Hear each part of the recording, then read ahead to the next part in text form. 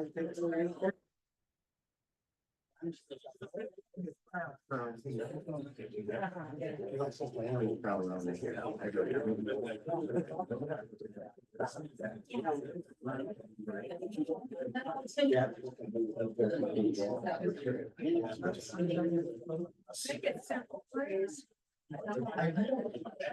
make it go away.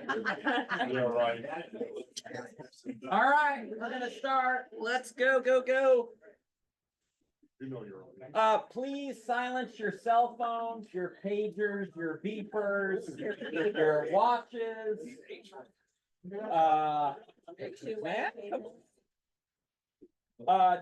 Yeah, everyone just silence them. In fact, I would just put your phone away. Hide it. We're gonna be going over a lot of information today, and we've got 2 hours to really do it, and then we'll take questions at the very end. But realistically, the more you're on your phone, responding to emails and texts and stuff like that, you could just miss one thing, and it could be a seriously costly mistake for either you or your clients. And I'm not joking. How's that? Hey, way to go, Tom Ferry. That was aggressive. Also, public service announcement. You are in a room of competitors, so therefore we cannot talk about percentages or dollar amounts. You mean But no cookies? truffles, please. No truffles. Yeah, Annie Fitzsimmons uses No truffle, truffles. That was chocolate truffle. yesterday. I use cookies. We can use ice cream scoops or whatever, you know, it doesn't matter. Yeah, and to the extent we do use a percentage or a dollar amount, that is just an example. It is not a recommendation. It is not a mandate. It is just, yeah, sometimes. Yeah, let me record that. I Truffle. was gonna say, is that recorded? Well, no, to this, yes. This yes, is that being recorded. As seen on TV. Yeah. All right, so raise your hand. Who took Annie's class already for the Change is Hard? Yeah, so good. All right, decent amount of in the room. There's definitely a lot of confusion, Every single day she has a class, I get 10 to 15 phone calls. And I'm sure I've talked to many of you actually about questions about this, and we're going to be going over everything as much as possible and in depth so that it's very, very clear. But first thing we got to do really is just dispelling some rumors out there. And these are coming from the direct questions. And the first one and the most questions I get is this one. The Northwest MLS will no longer be publishing SOC on August 17th on Saturday. Is that correct? No. False. No. Oh, I heard a couple truths in the room. That's false. Our Northwest MLS is independently owned and operated. It is not a NAR-owned MLS. If you are a member of a NAR-owned MLS, then you will not be publishing SOCs if you are a member of that MLS. We don't have anyone else who is a member. Is there any MLSs in the state of Washington? Spokane MLS, RMLS. RMS. There's 4 or 5. Probably, I mean. Yeah. Probably. Annie said there's 4 or 5 in the state of Washington. Yeah. NAR-owned. Chelan. Chelan. What, I think Wenatchee might, but I'm not sure, or Yakima maybe, but yeah. So. Crystal clear, right? No more questions about is our MLS gonna publish SOCs? They're gonna publish them. Okay, yes, this is the other question we keep getting. If you are a realtor in good standing as of the date of class notice, which will probably go out on Monday, we're thinking, because it just was approved by the court, are you prohibited from publishing SOC on the Northwest MLS? No, that is false. not true. Yeah, you are still, that is the part of the NAR settlement that prohibits publishing of buyer broker compensation or cooperative offers of compensation applies to the MLSs only, not the brokers. Perfect. All right, last one here. If I have a valid purchase and sale agreement without a signed buyer brokerage services agreement, my firm can still pay me. Is that true or false? That's false. Has been. It always has been. False since January 1st. Yeah. All right, I got a pop quiz for you guys. Who knows what this number represents? 227. Deals with none. More than that. What are you talking about? Violations. Violations? Oh, I like that one. Future violations. Here's a hint for you. Erin actually just said it. January 1st was 227 days ago. That's how long we have actually been utilizing buyer brokerage services agreements. Wow. Can you believe it's been that long already? Just think if you're in a NAR-owned MLS right now, Outside of Washington. outside, even Maybe outside of Washington even, oh, that would be even worse.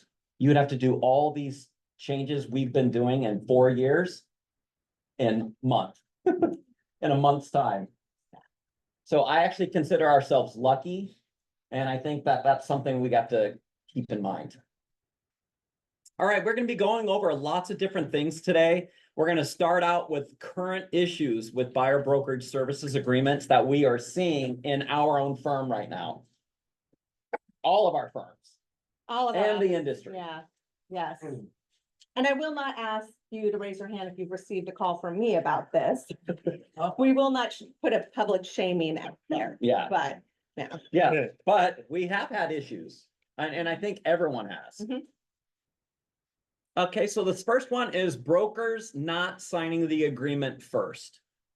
Okay, this has been one of the things that we've ran into. And also just turning in the buyer brokerage services, with missing signatures. If you are doing any contract, and if you are the ones who has to sign it, you should be signing this first. Send it to yourself through Athenasign first. Because when you do Athenasign, you should be adding yourself in there. And then you should be doing that first before it gets to your clients. And then you get mutual acceptance.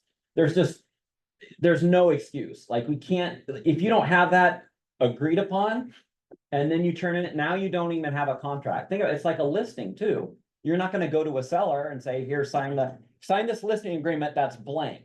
It doesn't even have my signature on it. Oh, I'll sign it later. Don't worry about it. You can't do that. It's got to be done from the get-go. and I would say to that, but make sure you discuss the terms with your buyer before you sign it and send it to them. Don't fill it out, sign it and send it to them without explaining what they're signing, because that's where problems will arise. Oh boy, guys, like, I don't understand this one, because we do see it. Okay, so the law, this is not an MLS rule, it's not a John L. Scott rule, it is the law. That prior to performing real estate brokerage services, or as soon as reasonably practical thereafter, you have to have a buyer brokerage services agreement signed with your client, right? Under the NAR settlement, prior to touring a home, including virtual tours of that home, you need this signed. And it's not only just, a violation of agency duties, agency law, and therefore licensing law, which is a gross misdemeanor. Yeah. It is also a prerequisite to getting paid, because RCW 1886, I think it's 080, says, in order to receive compensation for performing real estate brokerage services, you must have one of these. And then the law said this thing must be signed prior to performing those services. Yeah. So we get one of these that's signed after mutual, or we have a file that gets to the commissions department without one. You're getting a call from me, because we have heard a situation recently where I think it was an attorney on the other side and asked the buyer broker, show me the buyer brokerage services agreement. There wasn't one. Seller attorney said, then you're not entitled to compensation. I'm not paying you. So we don't want to get in a situation where after closing, somebody is saying, show me that agreement, right? Mhm. We don't have one. We weren't entitled to receive that compensation. Therefore, you weren't entitled to receive it. And then they're saying, give me the money back, because that's a claim for disgorgement, which is not covered under our errors and omissions insurance. So you get sued by your buyer saying, or seller, saying, pay me the money I paid you back, give me that money back. You have no insurance coverage. It's likely a violation of the Consumer Protection Act, which means treble damages, and you're paying the other side's attorney's fees.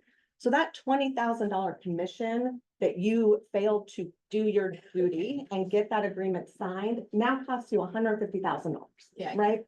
So let's just, it's serious. It's not just, like I said, it's not just a John L. Scott rule. It's not just an MLS rule. It is the law, and we are under such scrutiny in the industry right now from consumers, from the Department of Justice, Attorney General's offices, that we need to make sure we're doing it correctly. There we go. It's my soapbox. Woo, done. There's all the RCWs, and then, yeah, you definitely covered all of that and then some. Do not send buyer brokerage services agreements, MLS Form 41, along with the purchase and sale agreement for buyer to sign and Athenta sign. Get hired before you do the work. It's a matter of that, right? You do them separate, do it first. You do not want to be uploading those in at the same time, because when we get audited, and we will be audited, they're coming. They're going to be looking at all of that. And then they're gonna closely look at, okay, well, what communications are in the files? Oh, it looks like you were already providing services, and you just signed the agreement for your buyer brokerage services agreement and your purchase and sale agreement on the same day, at the same time. It's all in one, because you gotta remember, Athena signs keeping records. Just a minute. To the second. It literally timestamps everything. It sees everything. So just be very mindful about this one.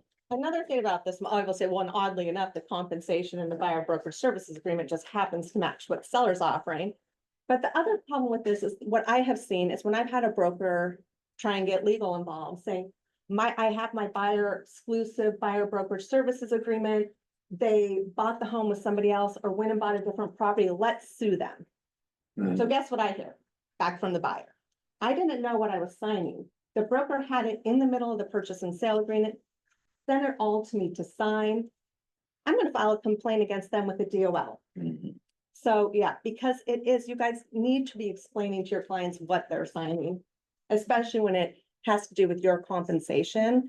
So there's lots of problems with doing it all at once. Yeah. That's true. I'm for it. Want to do this one? Okay. Under the NAR settlement agreement, right? And we see these changes in the new John L. Scott buyer broker services agreement and the Northwest MLS one. The compensation that you've agreed with your buyer for your services needs to be a specific amount. It can't be, and couldn't be before, really, whatever seller is offering. Negotiable. 2 to 4%. We'll talk about it later. It needs to be a specific amount. It can be variable. 2% off the first 500. 1.5% off 501 to 550, something like that, because you can look at it and think, this is the amount of compensation that the buyer will be paying their broker. Nope, no ranges are greater than. Okay, Yep. So this is the other change, right? Because before it had, if seller was offering more compensation than what you and your buyer had agreed to, you had the option. It could go to buyer towards their closing costs, stay with the seller, or the excess could go to the firm. Yeah. Under the NAR settlement agreement, that's no longer permissible. It either goes to the buyer, so it's the buyer's money to do what they want with, right? Goes to the buyer or stays with the seller. So if you have existing buyer brokerage services agreement out there, my recommendation is we don't need to go get new ones signed, but you need to amend it to the extent that it has any overage going to the firm. Yeah. Or it allows you to filter listings, or it has some sort of range, non-specific amount, right? So either a dollar, it needs to be a dollar amount, a percentage, or like we said, some sort of variable that is tied to something, not just a range. Yes. Erin, I have a question. What if somebody, you show them the Form 41 and then they sign it, but they sign with a fake signature and fake name? Is that enforceable? Has that happened? Has that happened? Yeah. Wow, okay. Not from my client. No, it's your client. Yeah. From, from people that I'm hearing. Well, I haven't heard that. Yeah, I just want I mean, that's fraud on their part, Yes. right? Yeah, so we ended up using somebody else, and the agent looked at the buyer agency agreement, it wasn't his name. And it didn't look like a signature, so he just wrote a name and then he signed it. Yeah, I mean, you can't stop someone from doing fraud, Yeah. no matter what. Yeah. I don't think I would like, can't be enforced either way. It's kind of like the John Scott win a trip, right? We've had someone in here make a fake name. They went to the open house and they ended up winning. No way. They won the $4,000 and then it was somebody fake and they just missed out on a trip for free. So if people do that, they're gonna do that. You We'll can never ask for the stop that. driver's license, I guess, and make sure that's the same person. You could, yeah. All right, number 5 here, we got brokers writing new agreements instead of just amending your buyer brokerage services agreement. And this one we've been caught on. You ended up starting out maybe as a, an exclusive, and you had it for a certain amount, and then later on, you're like, oh, the buyer likes this house, but the SOC's lower, and I'm okay with this amount. And they go, oh, let's write a new one now, after they got mutual on it. So they got mutual. They just wrote a new buyer's brokerage services agreement. Then they turned that one in with the deal. And now that one's like a week late because they did it a week after they had mutual. And then now we get the file, commissions department gets it, and they're like, oh, well, this one's late, and they send it. Now you're delaying yourself getting paid, and it's getting reviewed by multiple people, and then it goes to Erin's desk, and then she's gotta reach out via phone and find out what happened. And they're like, oh, no, well, no, I actually signed it. I actually have it signed before. That's not what you turned in. You signed a new one. Joe? Happens to expire, like if you think you the date right, and then writing it. Hang on to that one. We're gonna get to that. Alex? I think it was a number before this, but you said we don't need to get a new prior brokerage service agreement if we have one with somebody already. If 3 things are true, Unless, 3 things, yep. has to be a specific amount agreed to for your services, right? Not arranged, not something like whatever seller's offering, not negotiable. Number 2, any overage. if the seller- Oh, yeah, they probably look at it. Yeah, she was like.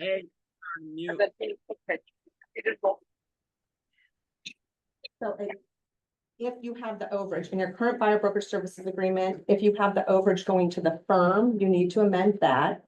And if it allows you to filter listings based on the amount of compensation, you need to get rid of that.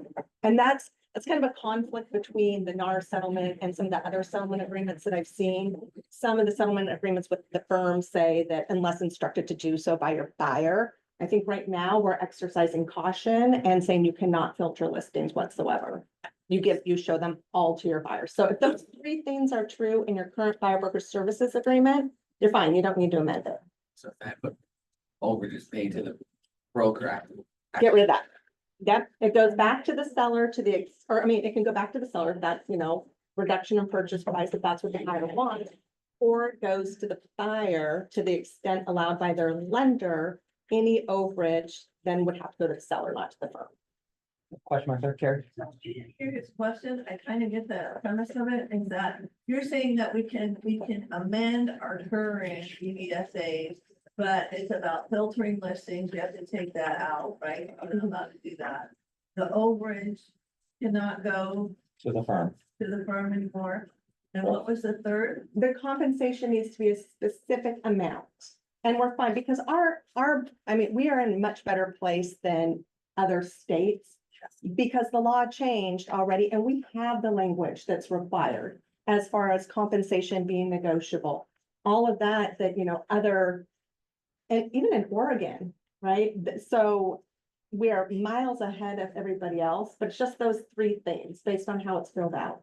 So what would the 41A, if you were gonna take out the filtering and take out the, You could run it together. what would it say? How would you, and the office in the over? You can do it 2 different ways.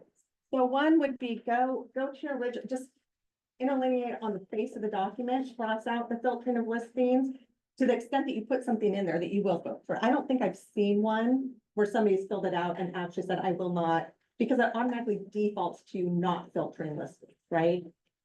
But if there is something in there saying you will filter listings, get rid of that.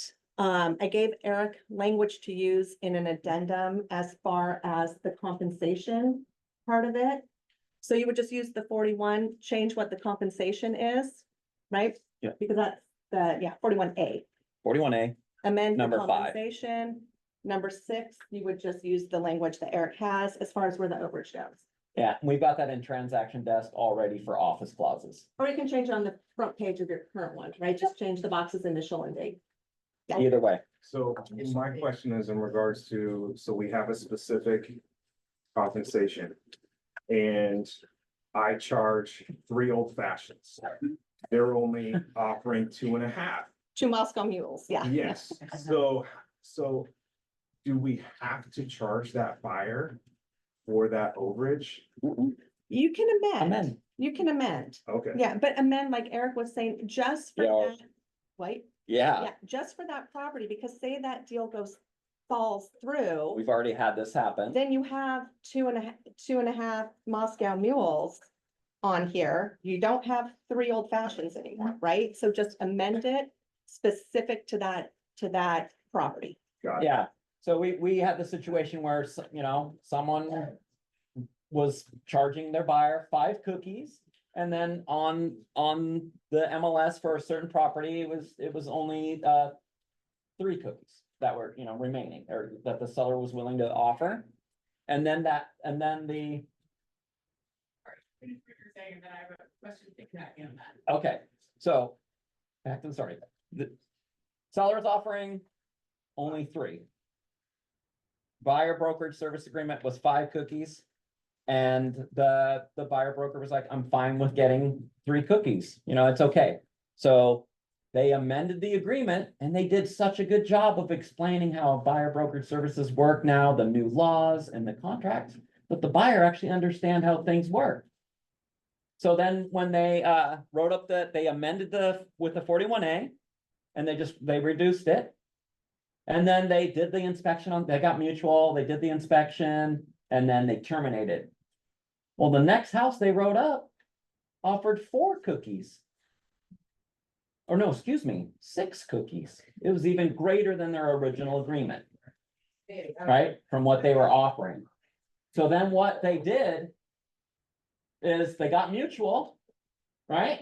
And then the buyer broker or broker was like, oh, we better amend the agreement again. But the buyer's like, wow, this is cool. So do I get this other cookie? This cookie goes to me, right? That's what you said. Is the buyer right? Yes. Yeah. So if you're going to be doing amendments for those types of situations where you're okay getting paid what a seller is offering, make sure you amend it for just that property. And this is kind of like the sample language. You'd be using the 41A, you'd be marking number 5 for compensation, and you're gonna do other. And you're gonna say, whatever, $1 or percentage or whatever you guys are agreeing to of purchase price for the MLS number, property address only. You're amending it only for this property. So if it dies, can we add more language in the other, you think would be better? I think I would do it, so instead of the compensation for buyer, instead of doing it There. on 5. Just do right, other. because it's amending what is in the agreement. Right, I would put it in other and just say for purposes of this property, buyer broker compensation will be X. right? So that it's clear that we're not superseding what's in. the Yeah, I original was thinking about that agreement. after and. you know, Yeah, After even just getting this put together, so it would say, in other words, say, for purposes of the real property located at, or just use the address, sorry, I Yeah. don't get too legalese. Buyer broker compensation will be whatever the different amount is. So everyone marking it in the box. Other, I would do it as other. Yeah, I think that's probably easier so that it's clear that it's not, you know, because when you have an amendment, it goes over what's in the contract. So we don't want the argument to be, Yeah. well, if this didn't go through, then the whole entire agreement's done. yeah, we're gonna fine tune this and then get it out there for you guys to utilize. We'll send it out in an email and we can even put it in office clauses again to make it so much easier for you guys, just to click a box, other. Yes, because that violates the NAR settlement agreement as offered. We can't do that anymore. You have to agree with your buyer prior to working with that buyer, what your compensation will be, and it has to be a specific amount. Like a specific amount, a specific percentage, or like I said, it can be variable. We had somebody down in Oregon who does manufactured homes. And it was like $1,000 for a manufactured home that's, $200,000 or something, right? If the home is 300,000, my compensation is $2,000. I'm just making up numbers. I don't remember what it was, but it has to be a certain amount. So that's why the pay as offered is gone. Can't do that anymore. Yeah. Third question? Eric, I have a question. Hold on, we got one other person ahead of you. Come in person, you get priority. Is there a timing requirement to modify that? So like, say I'm gonna write it, I'm looking at homes, we're agreed to 3 cookies, and there's one that's offering 2 cookies. Do I have to modify my BBSA before I write the offer, or can I modify a BBSA after mutual? Good question. I would do it before, right? Because if you look at what the new Form 21 says, it is what is being offered and what will be paid, right, on that. Is it still line 17, I think? Yes. But I think it also gives your buyer confidence that they're not still responsible for the overage, because legally they would be Mhm. if you, So, I mean, Are you thinking like before or at the same time? well, I'm just thinking like, especially if we see rates come down, we get back to a multiple offer scenario, right? Like we might be writing 5 offers for a buyer, right? So we're seeing different commission rates on listings more now than ever. Are we having to now go revise our BBSA on all 5 of these offers potentially, if there's different commissions being offered, or can we wait till after we have mutual and say, fine, okay, I'll make it right? so you can't, if you're going down, right? We'll take a difference between going down and going up. If you're going down and your buyer's comfortable, and maybe the buyer thinks, hey, I'm about to get a big bonus at work, so I might be able to make up this difference. Then okay, do it after, you can change the terms at any time. Both parties just have to agree to it, right? So if I was a buyer, I trust my broker. Yeah, but if you're going up in the compensation, so say that you've been working with a buyer, you guys are, have an agreement that you'll get $15,000. There's a property where seller's offering 20, and you have explained to the buyer that you're only entitled to the 15. They can use that extra 5 towards their closing costs, and the buyer says, you know what? I want it to go to you because you've done a great job. In that situation, definitely do amend it before mutual. Yeah. All right, one Eric. last question. Yep. Yeah, Eric, on 5, we hit compensation. We're not to hit the percentage, say we can go up or down on that. You don't want us to hit that percentage up cookies, down cookies. You just want us to hit do other. No, I think what we're going to do, we're going to change this and do 6. Yeah. Right? And just. Yeah, we're gonna use Yeah. op number 6 other, and we're gonna give you guys language Yeah. after. Okay. So we're- don't hit percentage of cookies. Yep. Okay. These changes have been kind of fluid. Erin and I met, we thought it was gonna only take an hour, and we're in a couple hours going over all these different scenarios and stuff. And there's a lot of things that we just, it's just so new from these new form changes. Now we gotta figure out where all the issues are gonna be. And I agree. I think that Yeah, changing this to an other is gonna be better. or you change the compensation and in other, put this addendum only applies for this property, right? Right. That's the other. But we can go up in cookies and we can go down in cookies. Yes. Okay. All Thank right, you. we got to keep going. We got a lot more to do. Yeah. All right, number 6. Pay attention to the expiration date of your buyer brokerage services agreement and make sure to extend with your 41A before writing an offer. Use your Microsoft Outlook for a calendar reminder for days before the expiration date. We've already been kind of bit on this one too. Like you forget, the default is 60 days. 60 days working with a buyer can go pretty quick. Especially in, when they're looking for a certain type of home. And, right now it's a lot of inventory out there. Buyers are taking a little more time. So, and that's the timing of the year too. So be really careful about the expiration date. It's kind of like taking a listing. You're not going to take a listing and put 20 days on it. it's just too short a time. Start thinking, about, how long you want to have these to expire. And it does, if you're in a transaction, it automatically extends till closing. This is before, so if you don't have mutual and it's expiring, it's expired. If you're in a transaction, it will extend, but say that deal falls through, get another agreement signed because your old one is done. Last one, pay close attention to the areas you define in your buyer broker services agreement and make sure to amend with a 41A before writing an offer in a different area. We've been bid on this too.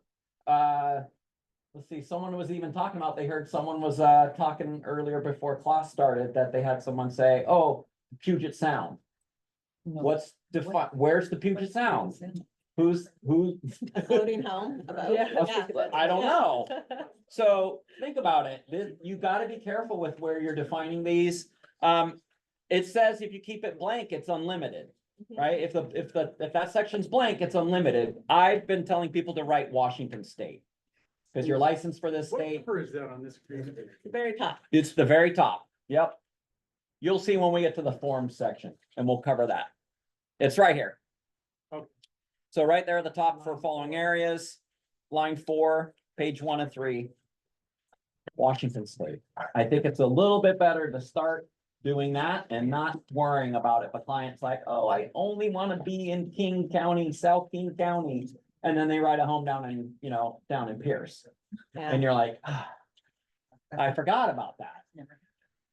Well, these are the little things that are gonna catch people. 8?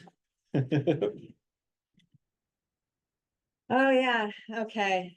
Yes, we did talk about this one, right? If it's not in there, I get the call from commissions. And then I am talking to the office leader to talk to you to find out where it is. And hopefully you have it and it was signed when it was supposed to be and it goes up into Sky Slope. If you don't have one, that's a whole different conversation we are going to have. We have heard of firms sending the money back. And we would have to do the same if we don't have one, right? Literally. Literally. So yes, you guys, it is, and this is, don't get mad at the commissions department, don't get mad at your office leaders. This is a directive from corporate because legally we are not entitled to receive that compensation without this agreement in place. So it will delay your check. And I'm Gotcha. sorry if I'm on a beach in Hawaii and, you guys failed to fill out your paperwork. Well, I mean, I don't know, I'm just kidding. You're like, I don't have a signal. I don't have a I'm signal. like, well, not my problem. Catherine? No.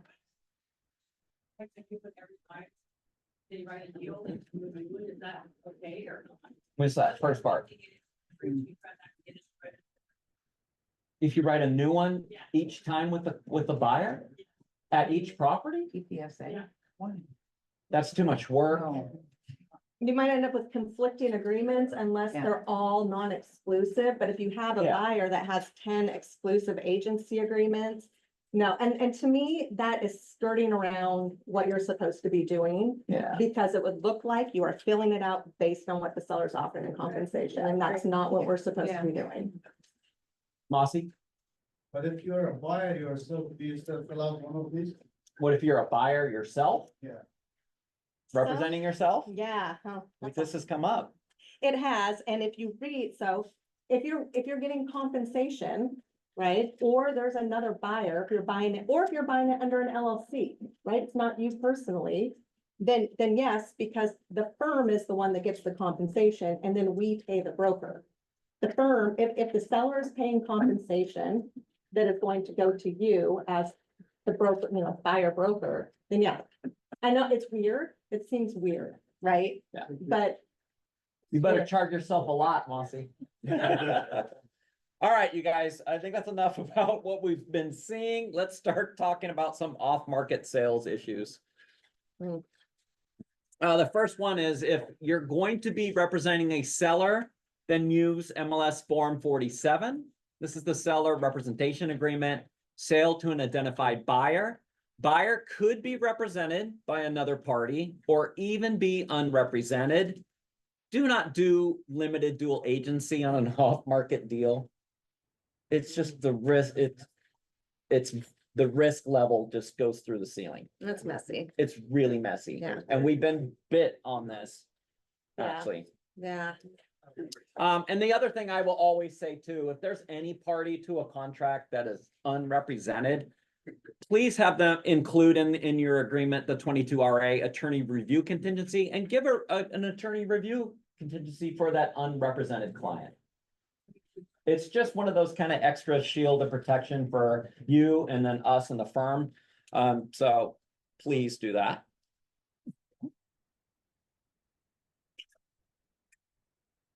No, I think did we just do it? So if you're going to be represented by. Now, if you're representing a buyer. Oh, yeah, the Northwest Malls Form 21, and don't fill out both sides of the box. I see that.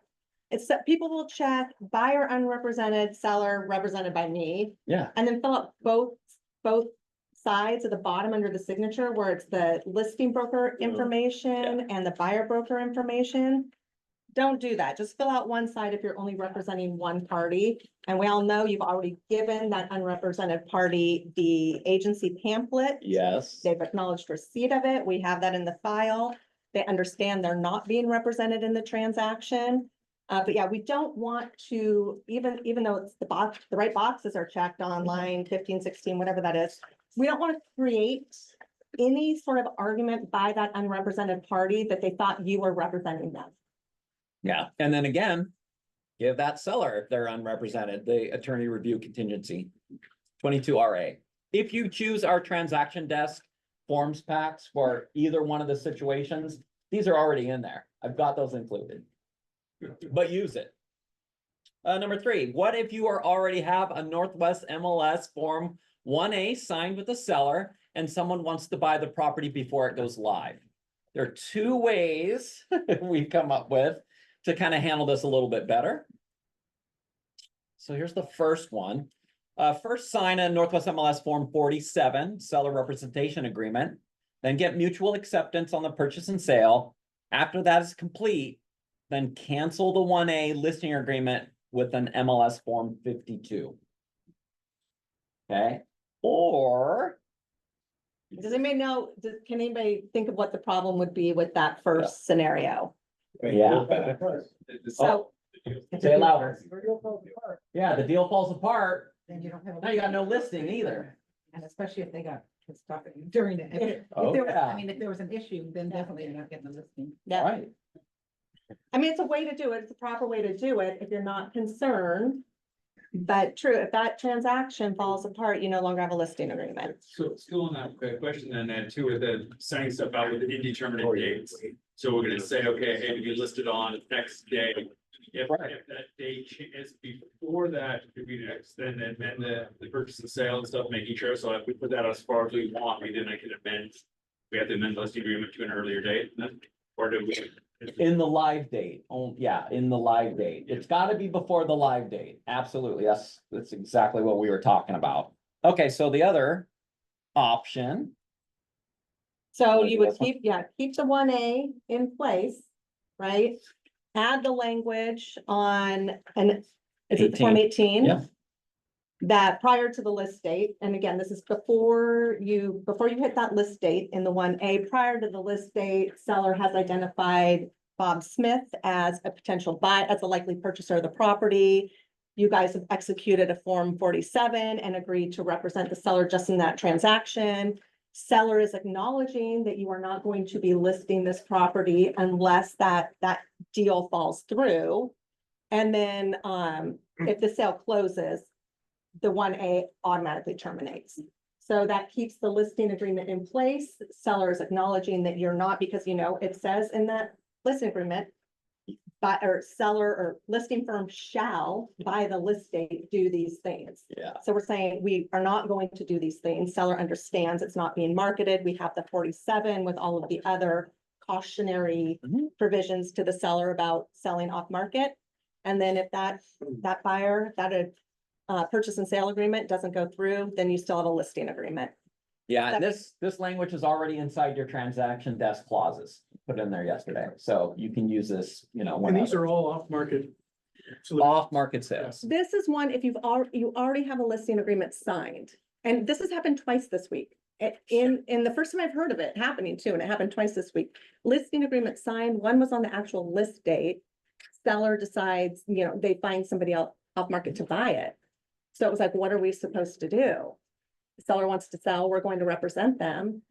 So this keeps it in place in case that transaction doesn't go through. Yeah, we literally were working on this and I said, like, just had the call the day before that someone's like, oh, I got a 1A signed and all of a sudden the seller just called me and we're supposed to go live next week. The son wants to buy it. How do we handle this? This is how. Or the first scenario, get the 47 signed, terminate the 1A. But again, you're running the risk that if that deal doesn't go through, you don't have a listing agreement. Yeah. All right, you must represent someone in the transaction and you must charge something. No pro bono, unless you pass the bar exam, of course. Yeah, you cannot, I get this question often, every year, a couple times a year. I'll get the call, hey, a friend called me, their neighbor wants to buy their house. They just want me to do the paperwork for them. I can do that for nothing, right?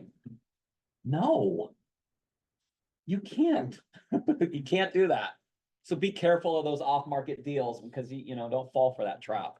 It is, it's practicing law without a license because a broker's ability to, like a limited license to practice law, almost, to fill out the blanks in a, purchase and sale agreements have been approved by a bunch of lawyers, is if doing so is attendant to performing real estate brokerage services. If you are being a scribe, you are not performing real estate brokerage services, you are practicing law.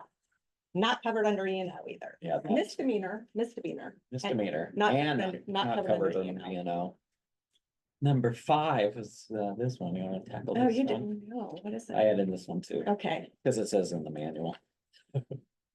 About representing a seller, be careful with the number of signs, because a lot of off-market deals have these. Yeah, we've seen some weird practices going on. Both sides, for buyers and for sellers. Like a buyer purchases a home where the seller isn't the same person as who's on title because the listing agreement has an and or assigns, right? So there's some weird practices going on. When representing a seller, be careful about and or assigns. Yeah, I mean, that means that buyer can go and sell the contract basically. And then seller might not know who that buyer is, right? Yeah, the manual actually even says that it says that to better protect our sellers, to add language stating and or assigns approved by seller. They Yeah. said to add that on the front page. If someone says, and this is already in your transaction desk office clauses too. So if you want to like use a box to put that in there or do it on the 34 and the 36 counter offer addendum, you'd want to be able to have that language in there. Mhm. Because how's that work? Say that you have the buyer, so you're representing the seller, you have the buyer. Buyer's pre-approved, comes in, and then there's an and or assigns, and you still have financing contingency in there. There's an and or assigns, that person assigns the contract, this buyer then doesn't qualify for financing. They step into the shoes of the buyer in the contract and they can terminate. So it is, It's not good. Real quick, may I? So what I hear you saying is if you have a buyer, no, a seller, and then a buyer comes and they say and or sign, you as a listing agent would then counter back Exactly. approved by seller. Is that what? And or assigns approved by seller. Okay. Like making sure that that's there. Mhm. So they can't just give that contract to anybody without you vetting them. Okay. Yes, Thank you. exactly right. Oh yeah, and the last thing, it's just housekeeping. Just don't forget that you must input the off-market deal into Matrix within 3 business days after closing. And you must upload at least one primary photo. And there's no input sheets needed. You just have to go in and do straight to input, and you only have to do the required fields. So this has always been in place. There's so many times people do off-market deals and they don't even get turned into the MLS. But it's part of your agreement with them. If you're representing a party, you're supposed to turn it in. I know we're gonna talk about GOL audits later, but this will Yes. get flagged. We Oh, talked yeah. with the supervising auditor, and she said if the DOL sees payment going somewhere and they don't see paperwork, that's a big red flag for them. Oh, speaking of DOL audits, that's No, our next subject. The DOL auditor will be looking closely, of course, at the buyer brokerage services agreement, specifically what date they are executed and compare them with the purchase and sale agreement. Do not let the dates be after mutual acceptance on a purchase and sale agreement. And many more. Who's this one? yeah, so we are starting to see audits, they're picking up and they are asking for the buyer broker, they're looking at them. I feel like there was a little bit of a grace period for this first couple months, but now they are looking at everything.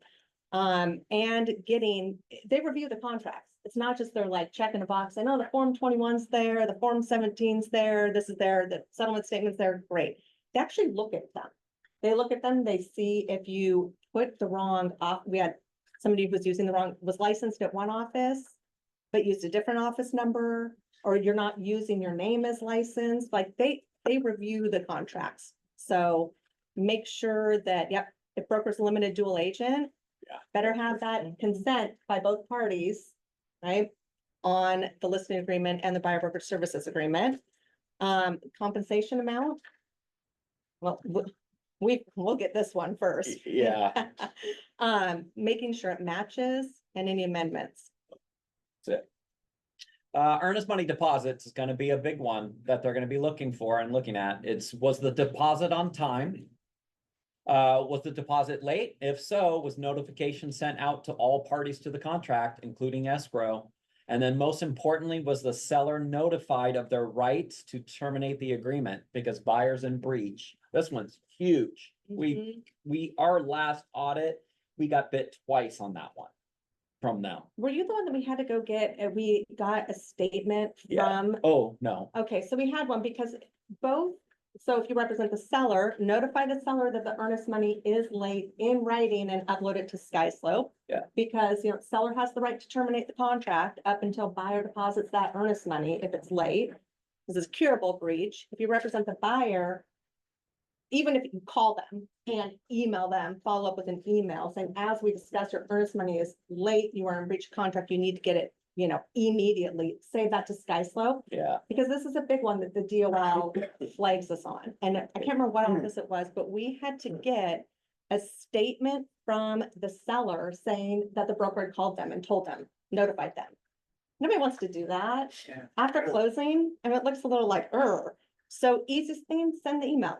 That and probably the worst thing is what if there's issues later and then that seller's upset and maybe this buyer caused them harm and they're really angry. Then they go to an attorney, get legal advice and they go, oh, earnest money was 3 days late. Of course, your great listing broker sent you notification of that, right? Because you could have terminated on this buyer a long time ago. And then they're like, no, they didn't. They're gonna be really upset at you.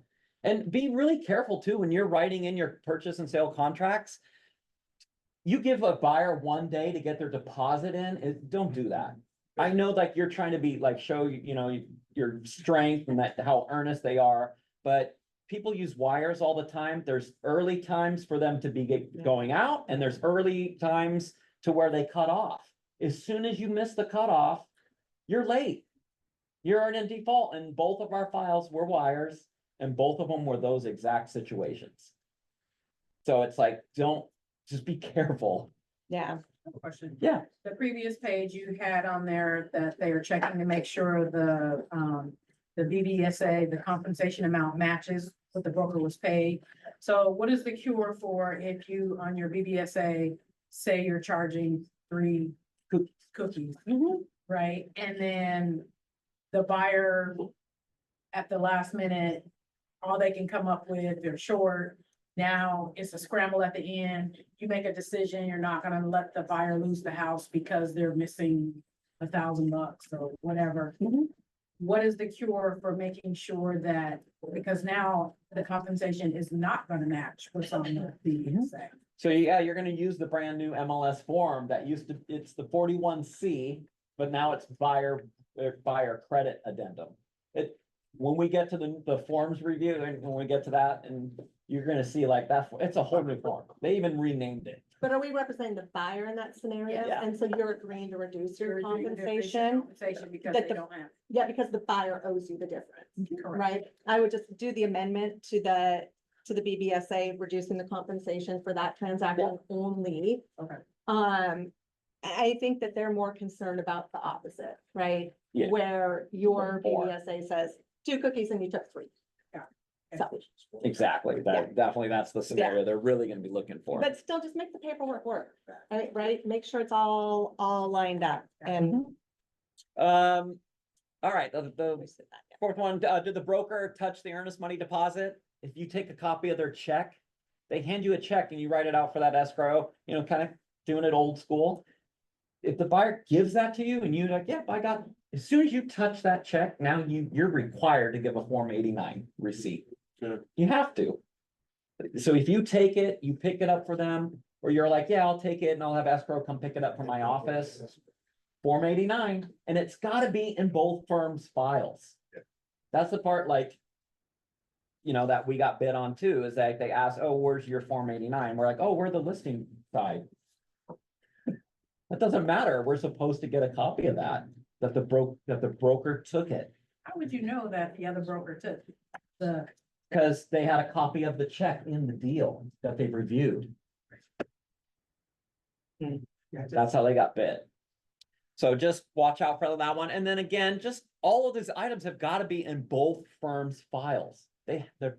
So Form 89, if you're the one who gets it, just send a copy to the other firm. It's not for you to worry about if they did it and put it in their file. You got email proof that you sent it. So just do that. And this one we always get bid Yeah. on this one. And this one's even worse when so if one of the files is flagged and they want all the communication, or you have a complaint filed against you with the DOL. And the communication isn't there. It's real hard to go back and get it sometimes. So, and not all communication, like, hey, great, we got mutual. And then later on, what are you wearing to the opera tomorrow night? Just pertinent communication relating to the transaction. Get it in SkySlope, please. Text messages, emails, all of it. Question on that.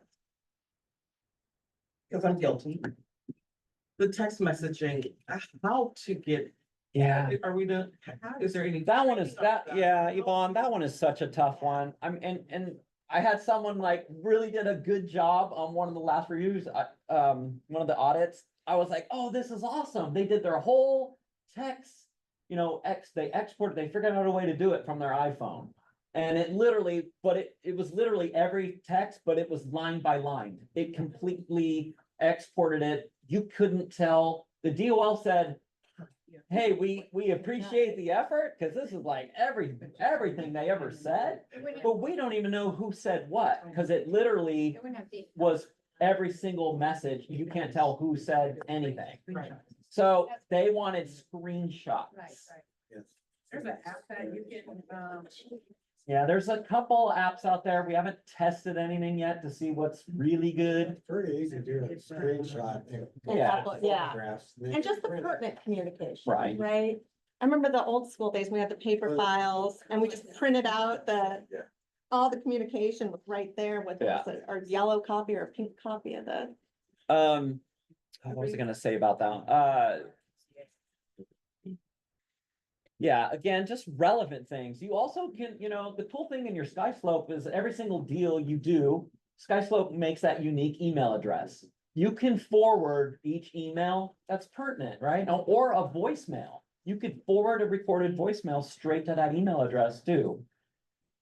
Right into that email address. You hit the forward or share, right? And then just select email, and then put in that email address of that unique email for that file, and it will automatically go right into the document for you. And you'll be shocked when voicemails do come into play, especially if you're, working with, we had one that was a property over in Chelan, and it was a voicemail from somebody at the county about whether the property could be used as a short-term rental.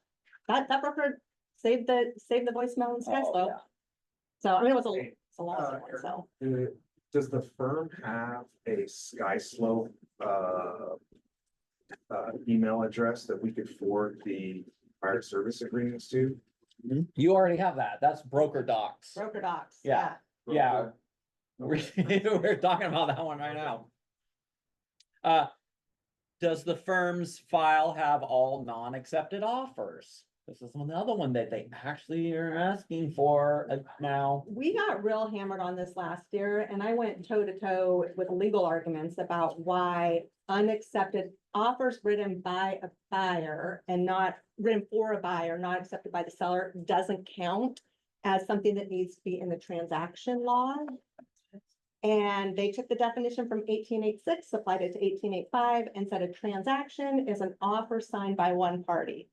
So we are required, if it is your buyer and you wrote an offer for them and it wasn't accepted, it needs to be in Sky Slope. If you have, if it's your listing, any unaccepted offers, I think everybody already puts those in Sky Slope on your listings, but those need to be in there. Yeah, in listings, multiple offers, just scan them all into one like PDF.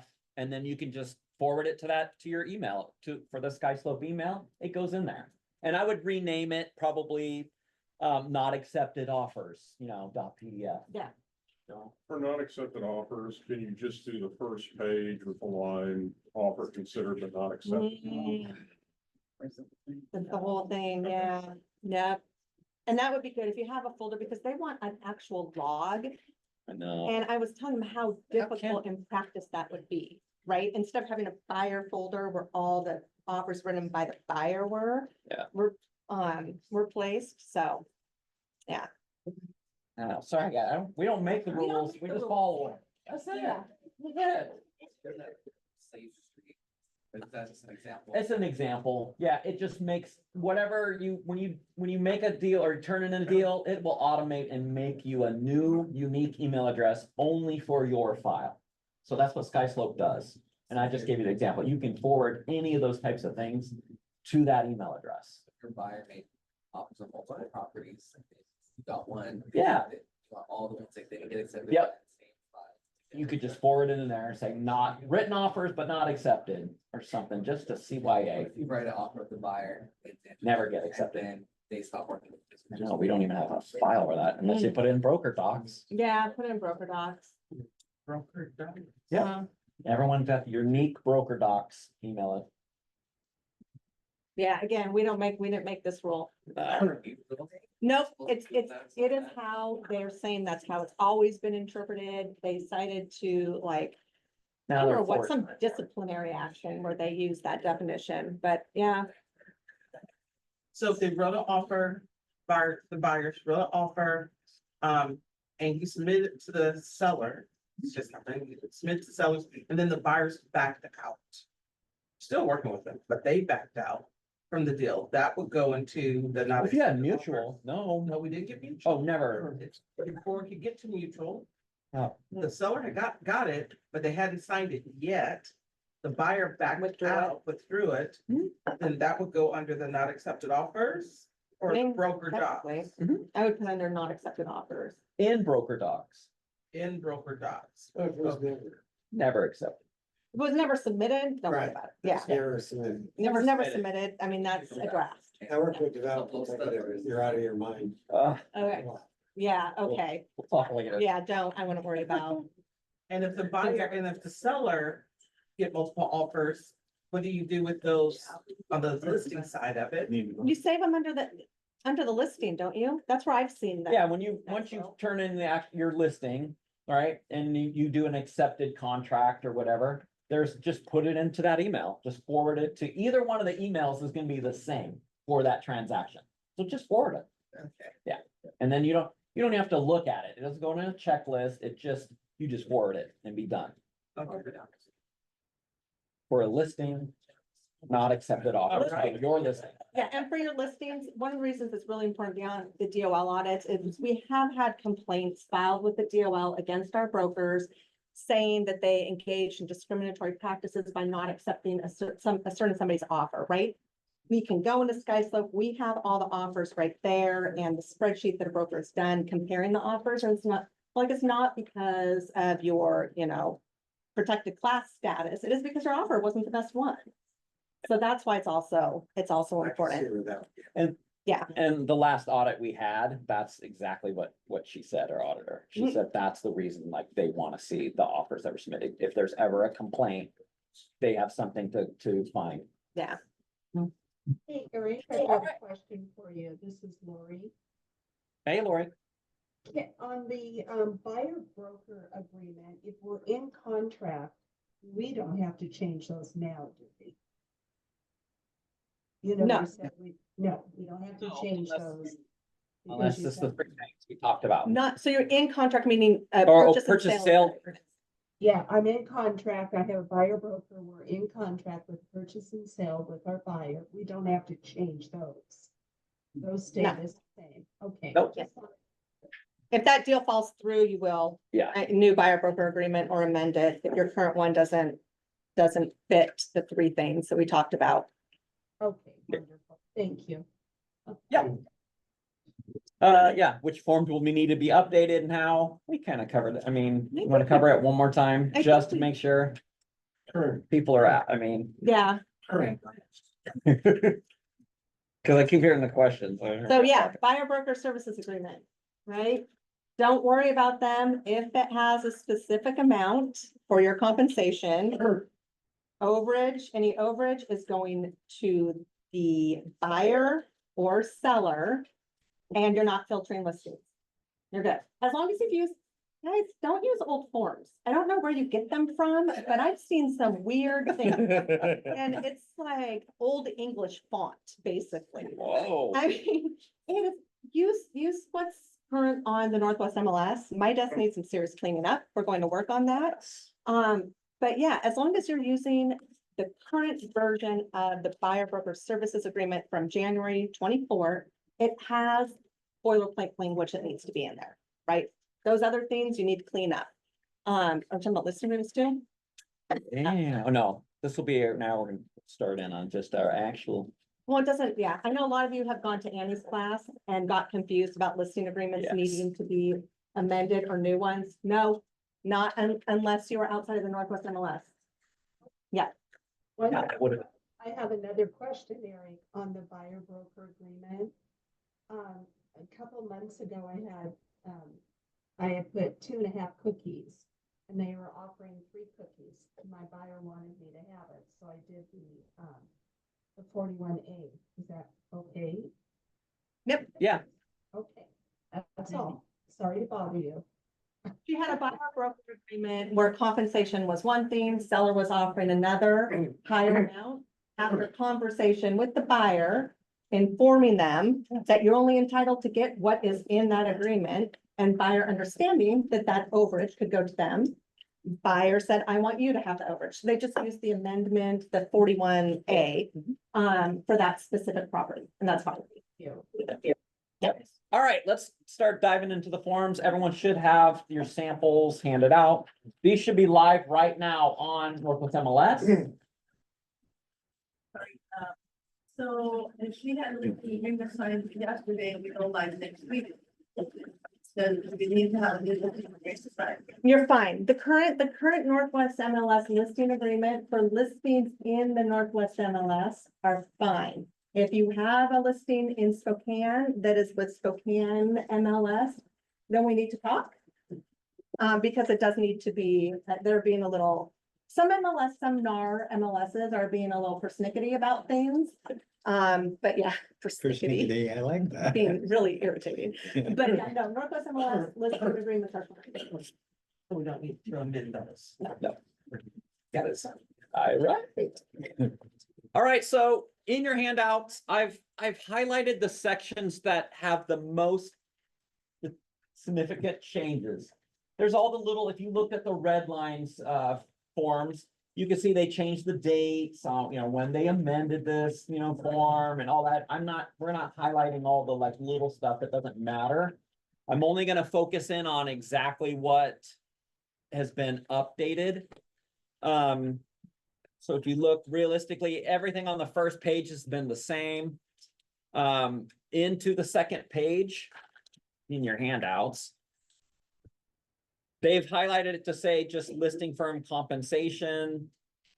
Or this is the section, seller's offer of compensation, seller offers buyer brokerage compensation as follows. So they've kind of cleaned up that verbiage and made it very simple and clear. They also got rid of the and, or it was like and in front of the other, and or other. So it's now it's a percent of the sales price or dollar amount or other. What, I really don't know what would other be. Can we ever say other? Other could be, you know, certain amount if you, Oh, if the transaction range. closes by this date, Oh, yeah. right? Or because I really need to get out of my house, I'm willing to pay more to do that to you. There you Get her- go. Get her sold. Or it could be the range. It will be, I had a broker have me draft this. It was like out of the first million, this amount from 1,000,001 to 1,000,005, it was reduced. So like you get less out of each higher tier. Yeah. To be clear, we're not saying a range from what it is from this to this. Talking about an adjustment on price points that the seller gets. The largest changes is in lines 71 through 78. Right? So if checked, the offer to pay buyer brokerage compensation shall extend to licensed brokerage firms that are not members of MLS. Right? So that could be a NAR-owned MLS member who's licensed in the state of Washington, sends you an offer or whatever. And then the biggest change now is buyer to request compensation and offer. In lieu of offering a specific compensation amount, seller invites the buyer to include in buyer's offer the amount that the buyer requests seller to compensate the buyer brokerage firm, which amount must be agreed to by the parties. Request and offer is what it's titled, will be displayed in the compensation section of the listing. So if a seller chooses this option, you know, when you're going to meet with the seller and you start talking about, you know, if they want to offer any incentives, you know, for the buyer brokerage, you know, whoever can represent a buyer, they have that choice. Or rather than choosing an amount now, you can mark this box and not actually write anything for an amount. No cookies. You don't have to say anything. When you do this and you do the input, the new input sheet is going to have something for this to where it's either when you're in input, either in a drop down choice or a box. And if you select this, what will actually show up on the MLS is going to be 0. It will say 0 SOC, and that will actually auto import into your Form 21 in number 17 first box. So kind of like before where it used to say paid as offered, because paid as offered is gone. They're not even using that language anymore. Because that's part of the settlement, correct?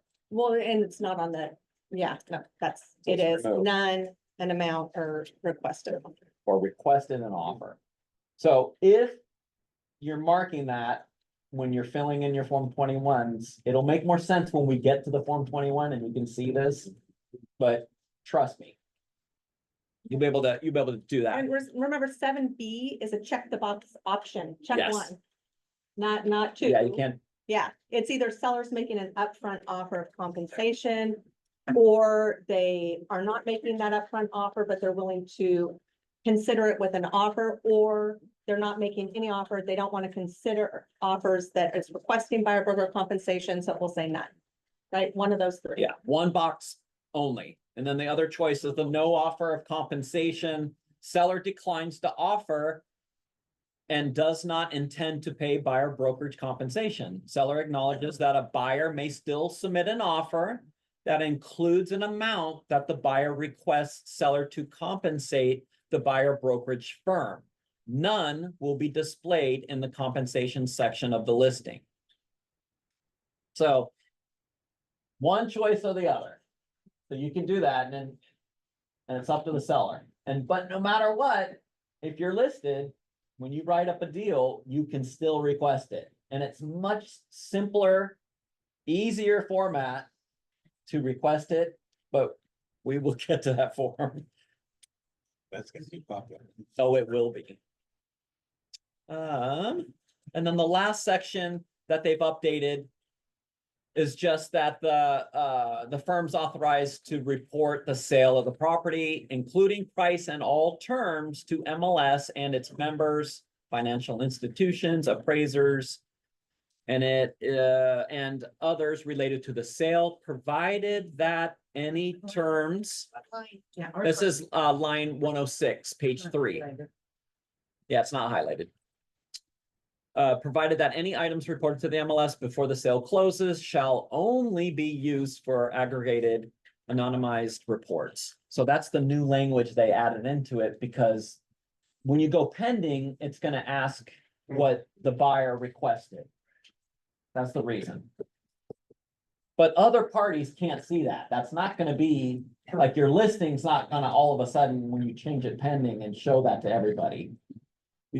It's only gonna be to the MLS, and it's so that they can keep records and show what's happening with compensation. if our client doesn't want them to see it?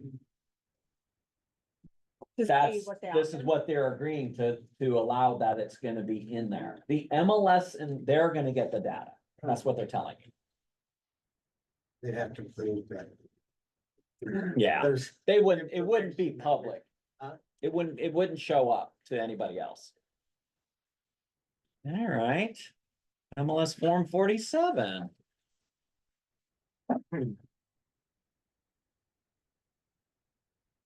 Yeah, okay.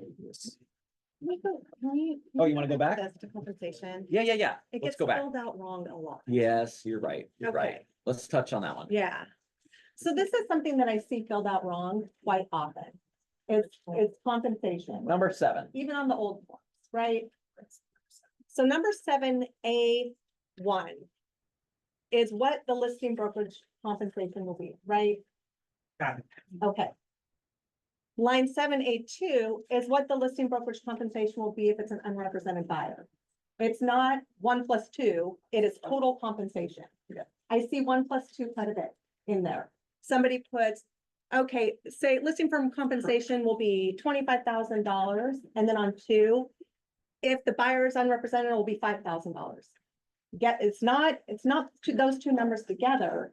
That is the total amount, right? Yeah. So in that case, that broker, the listing broker, that's Just unrepresented, reduced. that gets $5,000. The other thing I see done wrong quite often is with the dual agency, right? It is, again, this is not the total compensation due to you if you are a single agent, limited dual agent. This is what you are receiving as compensation as the buyer broker, right? Because we have to think about, you have your buyer services agreement with your buyer. The buyer says you can get 10,000. Seller here's saying if you're a dual agent, I'll pay 5,000. So it's separated out, that gets credited towards your buyers. So this is a separate amount. It is not A plus B. It's not total compensation. It is just for buyer broker compensation if you are a single agent, limited dual agent, right? And it's the amount in B1 if nothing's specified. Does that make sense? For some reason I see people get it confused and then they try and become a dual agent because they're like, I'm going to get more if I do that. And they filled it out. I was like, you actually were going to get more if the buyer was unrepresented in the transaction, but sorry. So. Yeah, Yeah, the only line to where it's a total is the unrepresented buyer. Yeah. That's it. That's the only one that's where it's a total amount. So Good point. 782 should be greater. that's up to you and your seller. Yeah. Okay. We are not saying if you should charge more or less if it's an unrepresented buyer. That's between you and your seller. But if we put that's 3 cookies on line 7A2. And the first line was 3, and we put 3 on the second line, then you end up not You getting, just get 3. you just get 3. Yeah. Okay, got it.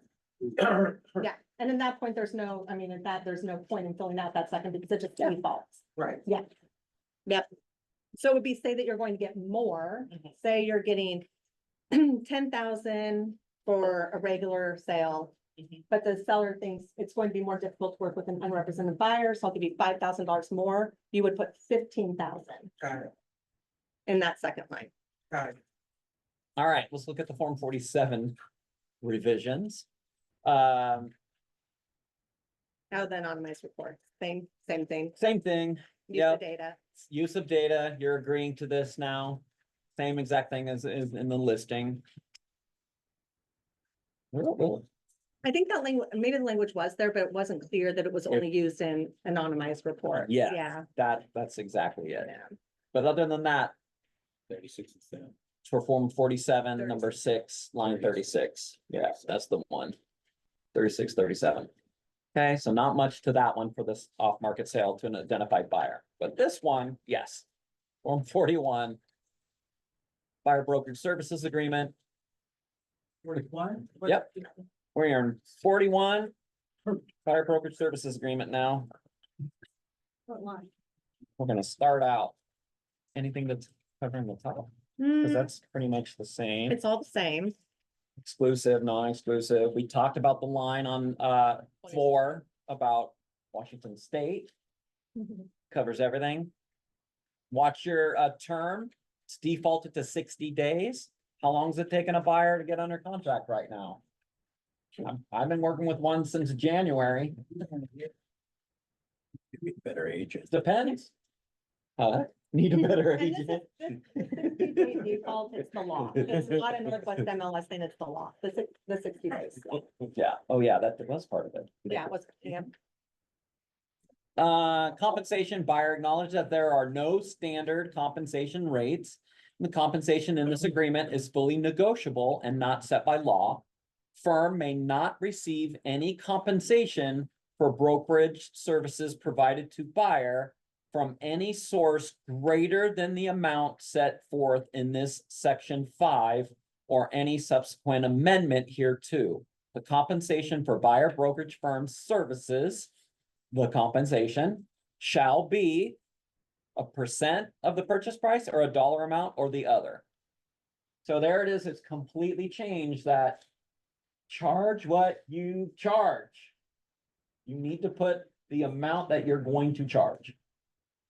You can't be thinking like the past form where, oh, I want at least this many cookies, and if there's greater cookies than that, it can go to the firm by checking a box. That whole section, the subsection is gone. There's no more multiple choice of that. John? In 5A for other, is that where we could put if full price offer 3 cookies, if less than full price offer 2.5 cookies? No, this is the buyer. This is the buyer Buyer. agency. Okay. Yep. Yeah. Josh? So on that sentence you just read, the work in section 5, or any subsequent amendment here too. Does that mean you cannot amend this later to be higher? Do you know, I read it that way the first time as well, and I called Jeannie and I'm like, what? And she's like, oh, no, that's not what it's supposed to mean. So no, you can amend it. Yeah. You can amendment as long as you're not in contract already, So, right? yeah, Isn't that It is, part? it can only be what is here or in an amendment to this and nothing more. So you can amend it. It's odd, I read it the same way, a lot of people read it the same way, I was like, wait, I can't amend it? Yeah. Before. Before you write. Before you're Before in you- yeah. mutual, before you write that offer. Yeah. So amend it first. And please turn in your amendment with the 41. Rob? If you agree to reduce it after you. You can. Then you use your 41A and you can amend it. What 41A is the amendment? Right, and what's the amendment number, form number? 41A 41A, yeah. is the buyer brokerage services amendment. But if you're giving credit to a buyer, you've got to use the new 41C buyer credit addendum. You've given them anything. Right? Anything at all, covering a home warranty cost, would that actually go there? In the 41C, if you're doing it from, you're the buyer broker? Yep, you're the buyer broker. They're like, oh, there's a home warranty I can get. It's only $400, Aaron. And so the buyer broker is giving that as like Yeah. to their Can you- buyer? Yep, That's really oh, that's why Yeah. I'm bringing it up. No, I've just seen it because the whole compensation disclosure, I always look at it like this. I'm getting money from the other side of the table. My client deserves to know that, right? So if it's money this way, I think, I mean, yeah, it should be in writing because it will go through escrow. Yeah. It'll be on the settlement statement. Yeah, it'll be in the settlement statement and somebody needs to get a piece of paper to escrow that says that you're doing that. Yeah. And I can't think of what that document's called. I've Well, seen it. Form 40, your compensation disbursement form. Okay, You that's- yeah. got your multiple lines and you're getting 10 cookies on, was your total and you're giving up a cookie. You put 9 cookies on line 1, paid to John L. Scott Inc. See attached wire instructions, and then line 2 would be 1 cookie credited towards buyer's closing costs or prepaid. So I mean, that's how you handle that for escrow's instructions. Yeah. What if But- you reduce the commission and reduce the purchase price and the amount reduced of the commission?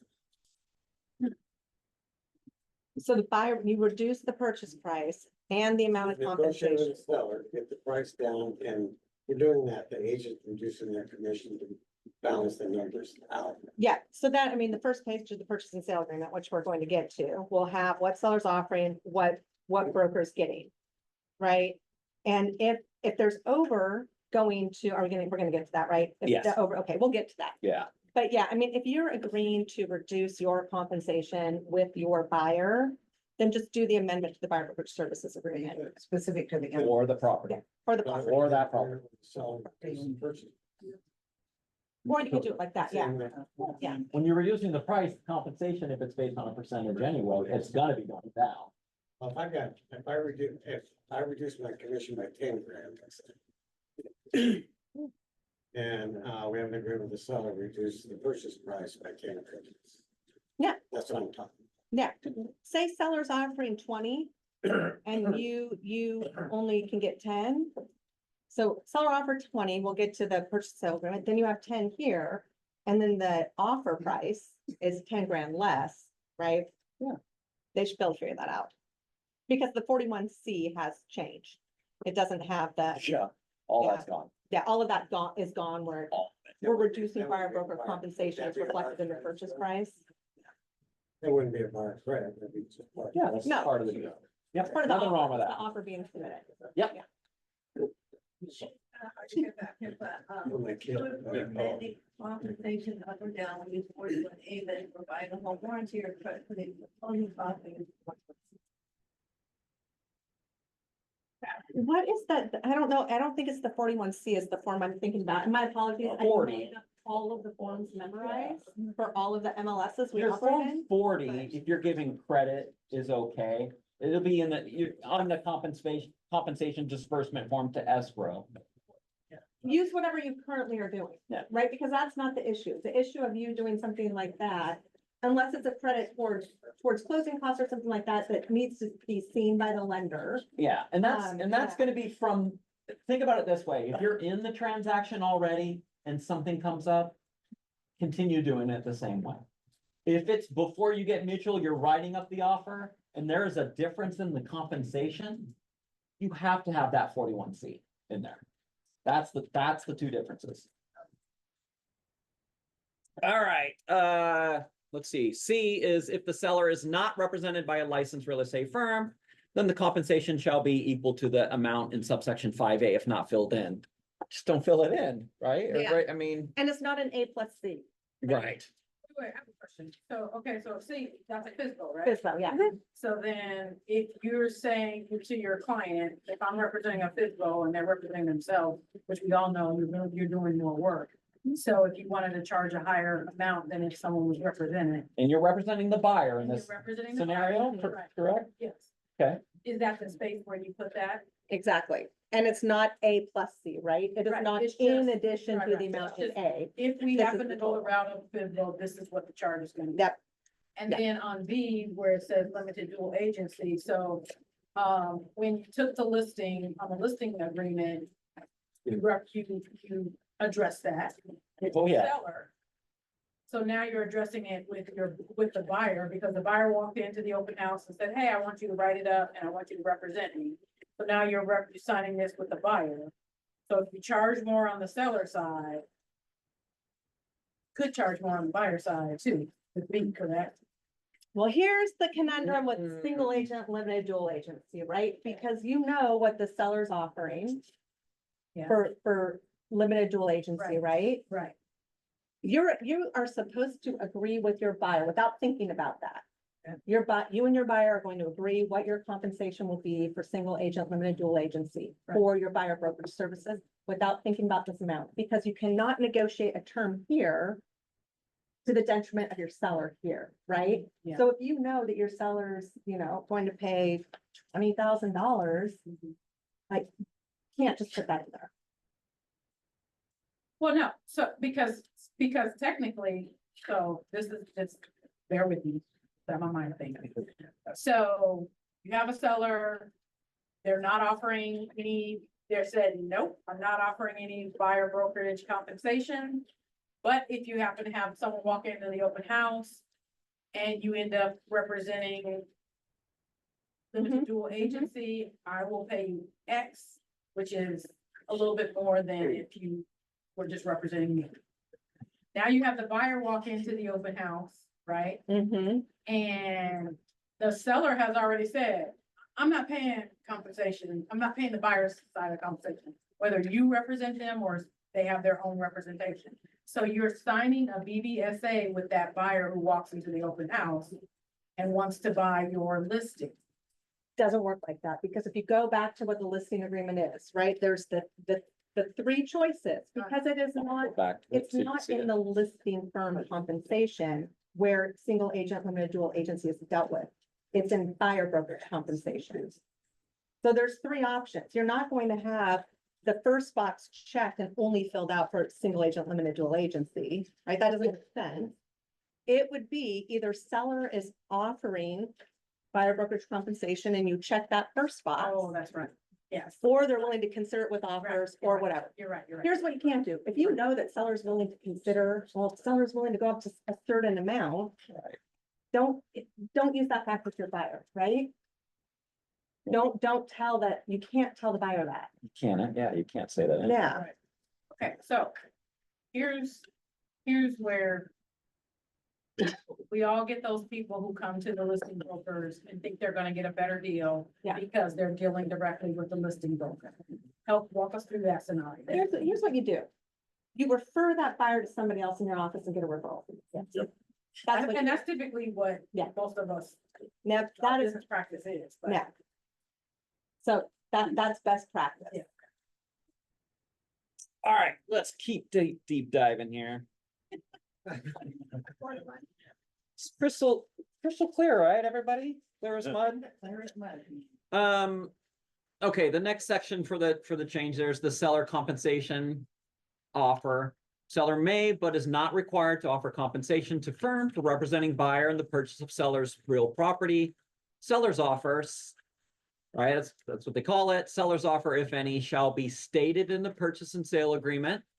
So that's the first part. So I want you to keep this in mind and remember this when we get to the Form 21.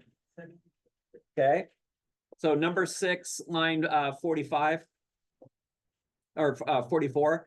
Just remember this, okay? Because when we get to the Form 21, you're gonna see why. Buyer may request that the seller pay the compensation to firm as part of buyer's offer, and buyer shall pay any amount of the compensation not paid by seller.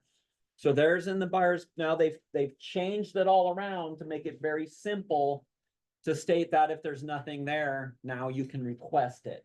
Just right on the Form 21 now. Remember, we used to have the whole complete 41C to do all of this? They've eliminated all of that headache and confusion, and now it's very, very simple. And it's going to be right on the front page of the Form 21. Yep. Just to sum that up. And then, of course, the VA financing, if buyer is obtaining VA financing, VA regulations may require the compensation to be paid by the seller. The VA is still right now, right? They've amended their rules, but it's like a temporary thing. It's not quite like a complete rule change. I think they really want to see where things kind of like land and how everything kind of like works out. But for right now, it's amended. That's what they changed from shall to may. Because before it was shall. It shall be Yeah. paid by the sub, because it Shall by was a sub. restriction. Yeah. It was a regulation. Yeah. It's been, that regulation's been suspended for now. Yeah. I Alex? want to go back to that question about the buyer. I want to Okay. be clear that single agent, limited dual agency is not illegal. It's allowed by law, as long as both parties have consented in advance, they understand that you're limited in your representation, right? I think John L. Scott is of mind that the better practice, instead of getting yourself in that limited agent, dual agency situation, is to refer it, Right. right? That's, yeah, okay. That's what I just want to say, it's prohibited, it's not, as long as you do the right things and you understand the limited duties. What's that? I got you. Give them over there, yeah. All right. Yeah, I think the very first part where you still like, when you're thinking about doing that, start thinking about the home inspection. You're the listing broker. Okay, I'll go take the buyer that I represent that now too. I'm gonna go stand outside. I gotta go yeah, you can't hear any, like, how are you gonna handle that? There's your first thing where you're gonna be up against. You're not supposed to have any information to, for your seller. Then that buyer goes away, but you have the, I mean, like, you have the inspection report, know. and you know something, and it's like, Yeah. what do I do Yeah. now? Alex? I just had a question about, somebody asked me this the other day. Like 7E, cancellation without legal cause, like, Oh, cancellation without legal clause? Legal cause would be, okay, so legal cause to cancel would be, you're not doing what you're supposed to be doing under the contract, right? You fall off the face of the earth, you're not finding your buyer at home, probably legal cause to cancel. If the buyer just cancels because I don't like that shirt you're wearing, okay, not legal cause. So they can terminate the agency relationship at any time, but that does not terminate the contract. So damages, we were talking about this, what are damages for without, for if they terminate without legal cause? Well, the compensation you're entitled to, right? If it's still within the term of the contract. And that provision in the the tail provision says you're still entitled to the compensation minus any amounts paid to another broker. That's not in here. Yeah. It is if they cancel without legal cause, they're responsible for your damages regardless if they paid another broker. So the thought is, if it's still the term of this agreement, like you are still within whatever the 60 days, and they go and buy the property that you showed them, then you would say that those are my damages, this amount that we agreed to. Doesn't matter if you paid another broker. Flip side is, buyer will always have a reason why they fired you. Yeah. So those would be your damages. Out of pocket costs, I mean, I think that happens more with listings than with buyers. Somebody asked me if we could get mileage. I'm like, who's tracking mileage? exclusive. Yeah, it's for exclusive ones. Not Exclusive. exclusive, doesn't matter. They can terminate at any time. Yeah, yeah. I have a question. So in the scenario you just described, the person signs an exclusive agreement with you, signs an exclusive agreement with somebody else, writes the house, whether you showed them or not, or whatever, and deal closes, you get buck kiss. The only person that can sue for that compensation is the brokerage, correct? The agent has there's nothing they can do. And then collectively, what are the brokerages saying? That, are they really gonna be suing buyers for this? Or does this form have any kind of bite at all? Or Go get them, Erin. Get them.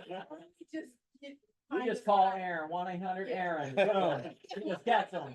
Buyers and traps. I just wanna. So, and this, I'm going to give you the lawyer answer that everybody hates. It depends. Okay. Because like I said earlier, when I've had that happen and the broker calls me, we had this agreement, I showed the home and blah, blah, blah. And then I write that demand letter to that buyer. They never told me what I was signing. It was, this, it wasn't explained to me. That's unethical. I'm going to file a complaint with the Department of Licensing against that broker. Okay, so what are we gonna do now, right? So that is, do you want to get into a tussle with a consumer? If it is a good claim and one that in-house the legal department is not here to pursue your commission for you, right? Because it goes to you. So if it's a good claim, we'll assign the claim to you after we've reviewed it and analyzed it, and then you get to go hire your own lawyer to go pursue it. And we've done that. We did it Yeah. for someone in your office. Got a great result. They won their attorney's fees, got their Thank God. compensation, did all of that. But we just say, yep, you can go pursue it. But if we get countersued by that person, you're responsible for that too. Because you all, I mean, I would say 9 times out of 10, the buyer's going to get an attorney that's going to say, well, here's why I'm suing you guys back. And if they win, they get their attorney's fees. So that's the better option. Don't get fined, just, explain to your buyers. Your buyer knows, well, you've explained, you signed an exclusive with me, you cannot work with other brokers. You've already asked them if they are upfront. We are in an exclusive relationship, right? So. Carrie had a question. So, going down, look at the home, and then they decide to buy raw land at the compensation. Would you amend this agreement for raw land, as a compensation or conflict, or would you write a new one for vacant land? You could have other, Put in another if buyer purchases vacant land, compensation will be, X. and then, so then you only need one, you don't need two. But you don't, Then you're amending. Oh, then you would amend. Then you're Yeah, amending. yeah. 41A. Yeah, Other. I thought you were talking about somebody that might purchase both. And that's the other one I've seen. So commercial, commercial you don't need, but if they are looking at both commercial and residential, you do need one. Gentry? I've had multiple situations as a listing broker when I've been contacted by a buyer broker and said, hey, I saw your listing just went pending. Can you give me the name of the buyer that you are under, that your seller accepted your contract? How should we respond to that? No, No, it's not, that's not our fight. That's not our problem. you're not. Yeah, I would say you're not Yeah. allowed to give that up. I might alert the buyer broker that received that call, because they're gonna know that once it closes, something's coming. And my experience, it's better to deal with it ahead of time, whether it's some sort of compromise between the two Our buyer brokers. position is we don't release that information. No. No. There was one other hand I saw it about. All right, we must have answered it. All right, Answered yours? Okay. No. yeah, we got it. All right, and that's it for the buyer brokerage services agreement. Pretty easy. All right, Form 21. Yeah, printed weird. It did? Oh. I don't understand. Oh, that's weird. How did it do that? Oh, the printer must have done it. That's neat looking. Yeah. Yeah, yeah, you guys just take this and figure it out. It's like a connect the dots. That is weird. Mhm. Yeah, I didn't see that. All right, just look up on the screen, okay? Don't look at your papers. Okay, we really gotta just hone in on number 17, okay? This is Form 21, page 1 of 6. Don't look at the form. Don't look at that. Nope. Number 17, so buyer brokerage compensation. Box A or line A is seller's offer, if any. Do you remember when I referenced that in the agreement? So do you think this has to be filled in no matter what? What do you think? Yes. Yes. So every deal you write, Form 21, 25, 28, whatever, any purchase and sale agreement, the first box will be filled in. It does auto-populate from transaction desk. No matter what, you've got to fill it in, the first box, okay? So whatever's in there, and that includes 0. If the listing says, to offer, or, what is it, request with offer, if that's what the seller chooses, and it says that in the listing, when you use transaction desk, it's automated and it's gonna put a 0. It'll just put 0. So you will put 0. You're working with an off-market deal. What are you gonna put in the first box? Do you have to fill it in? Yes, you have to fill it in. It's 0. It's the same thing. So I want to make certain that everybody hears this, that it is clear. You will fill in these boxes You will fill those in. every time. Okay, so look at the second box. Box B is the amount to be paid by seller. Okay? The amount to be paid by seller. If you have a buyer brokerage service agreement for 5 chocolate chip cookies. Right? You got 10 cookies on that. And the seller's offering 5 chocolate truffles. We'll use Annie's.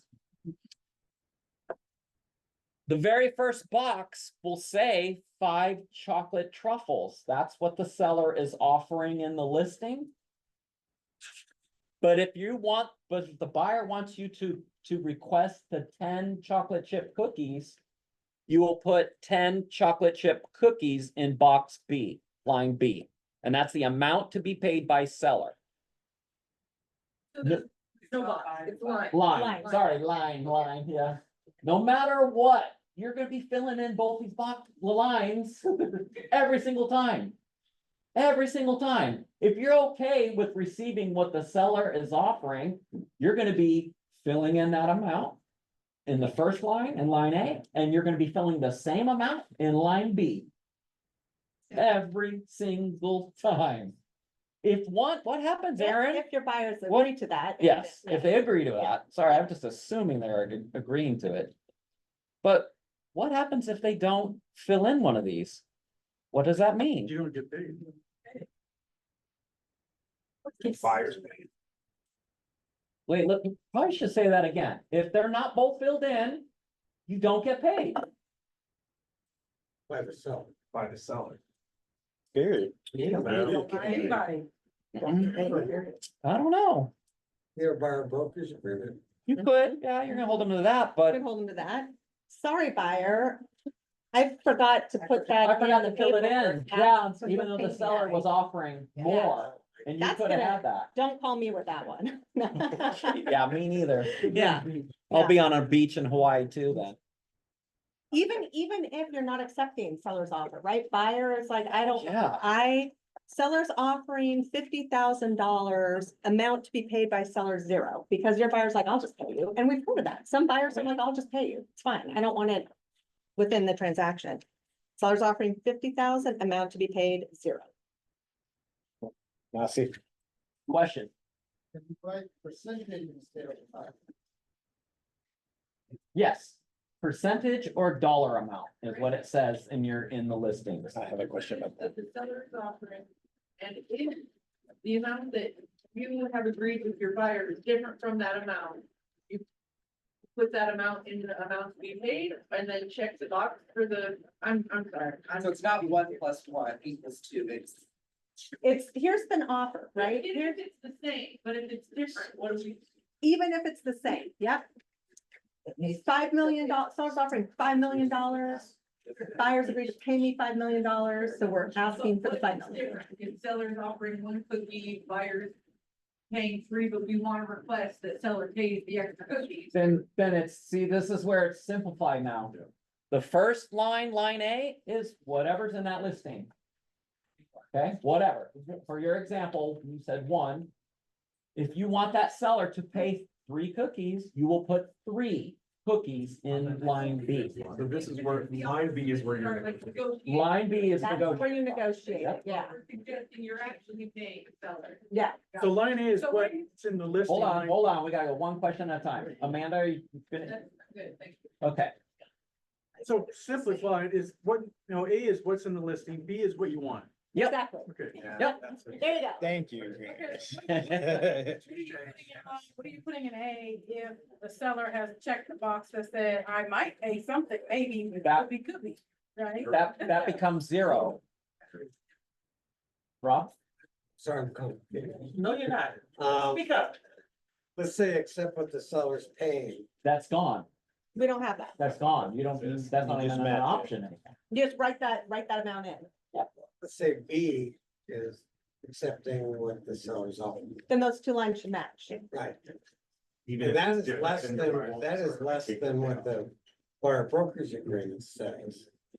But the the agreement with your client, we're cool, I'm happy with this. Or no, Question now. you've amended the buyer brokerage services agreement before submitting that offer.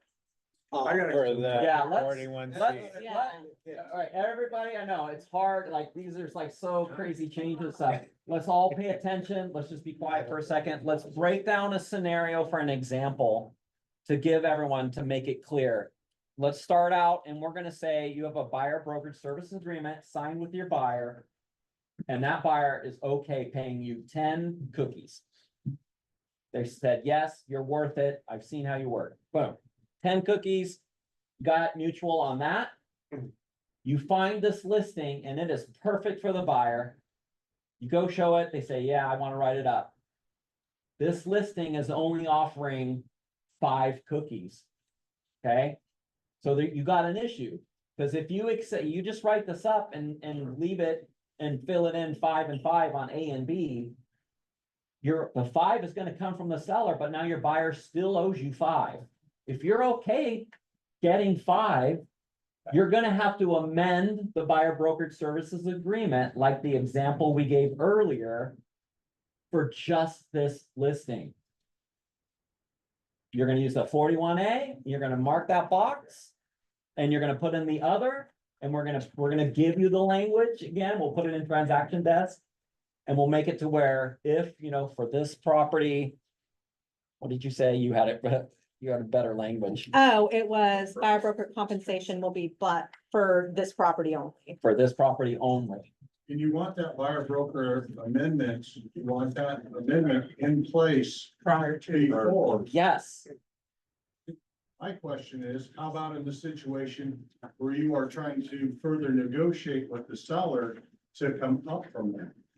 So you're not okay with the 5, you want more than 5. Okay, so let's change the scenario, the exact same scenario, to exactly what Gentry's saying. You want the seller to pay the whole 10. Buyer's like, I got no cookies at home, nothing.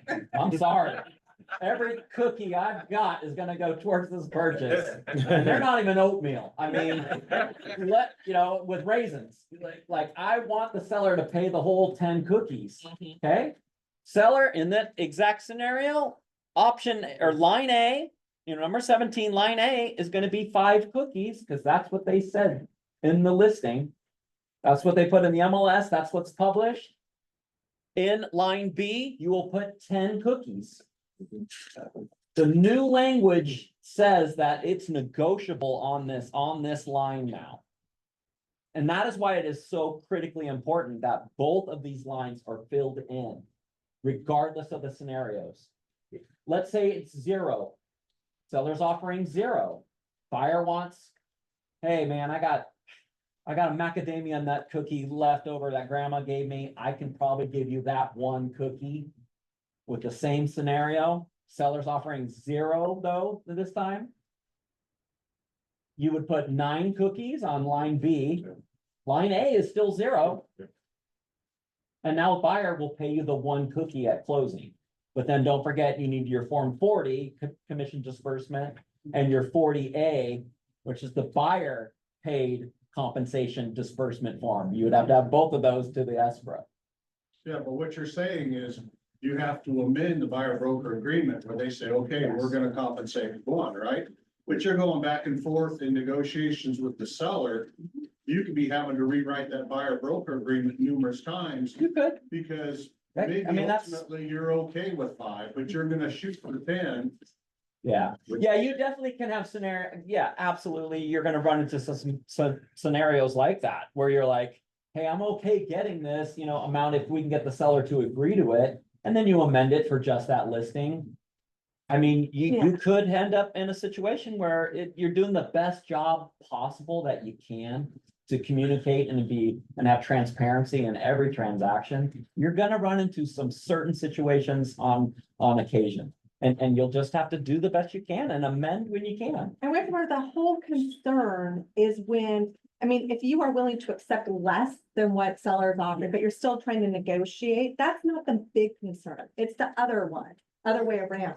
Where sellers offering more than what you and your buyer have agreed to, right? Because your buyer is the one who gets to set your compensation for representing them. So that's where you need that amendment done before you start negotiating for a higher compensation on that listing. So basically, before your buyer signs off on the deal, you have mutual acceptance, if commissions have been going back and forth and back and forth. You just make sure that your buyer broker amendment reflects what it is that your buyer is gonna accept. Have them sign that revised buyer broker agreement or the amendment too. And then have. Just amendment, Just amendment. just amendment. And then have your buyer sign off on the deal with the seller for mutual acceptance and also. I would say if it's, so if you're accepting less than what you and your buyer have already agreed to, right? Negotiate, try and negotiate with the seller if that's what your buyer wants you to do to get more. And the buyer's like, get that agreement, get mutual acceptance, Yeah. fine. And then if your buyer's comfortable with it, right? It depends on if the buyer's like, I don't know, I still have this contract saying I'm responsible for the difference. I'm not going to sign this purchase and sale agreement until my broker agrees in writing that they'll accept less.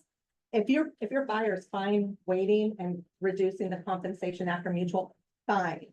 If it's going the opposite direction, if it's more. Yeah. So you have a buyer representation agreement that says you can get 5 ties. We can go with ties. All right.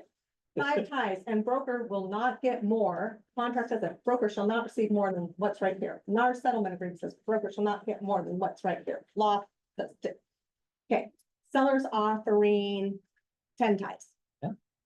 Don't go put 10, right? You need to have that conversation with your buyer saying, there's these 5 extra ties out there that seller's offering. What do you want to do with them, buyer? And then amend that buyer brokerage service agreement, getting your buyer's consent for you to get that compensation and ask, agree to it in the offer before you submit the offer. Yeah, Catherine had your hand up. The buyer broker agreement in-house or do we send it with the offer or how does that work with the You never sending your buyer brokers, are you sending your listing agreements to buyer brokers? No, same thing, you do not do that. No, don't have to do that. Amanda?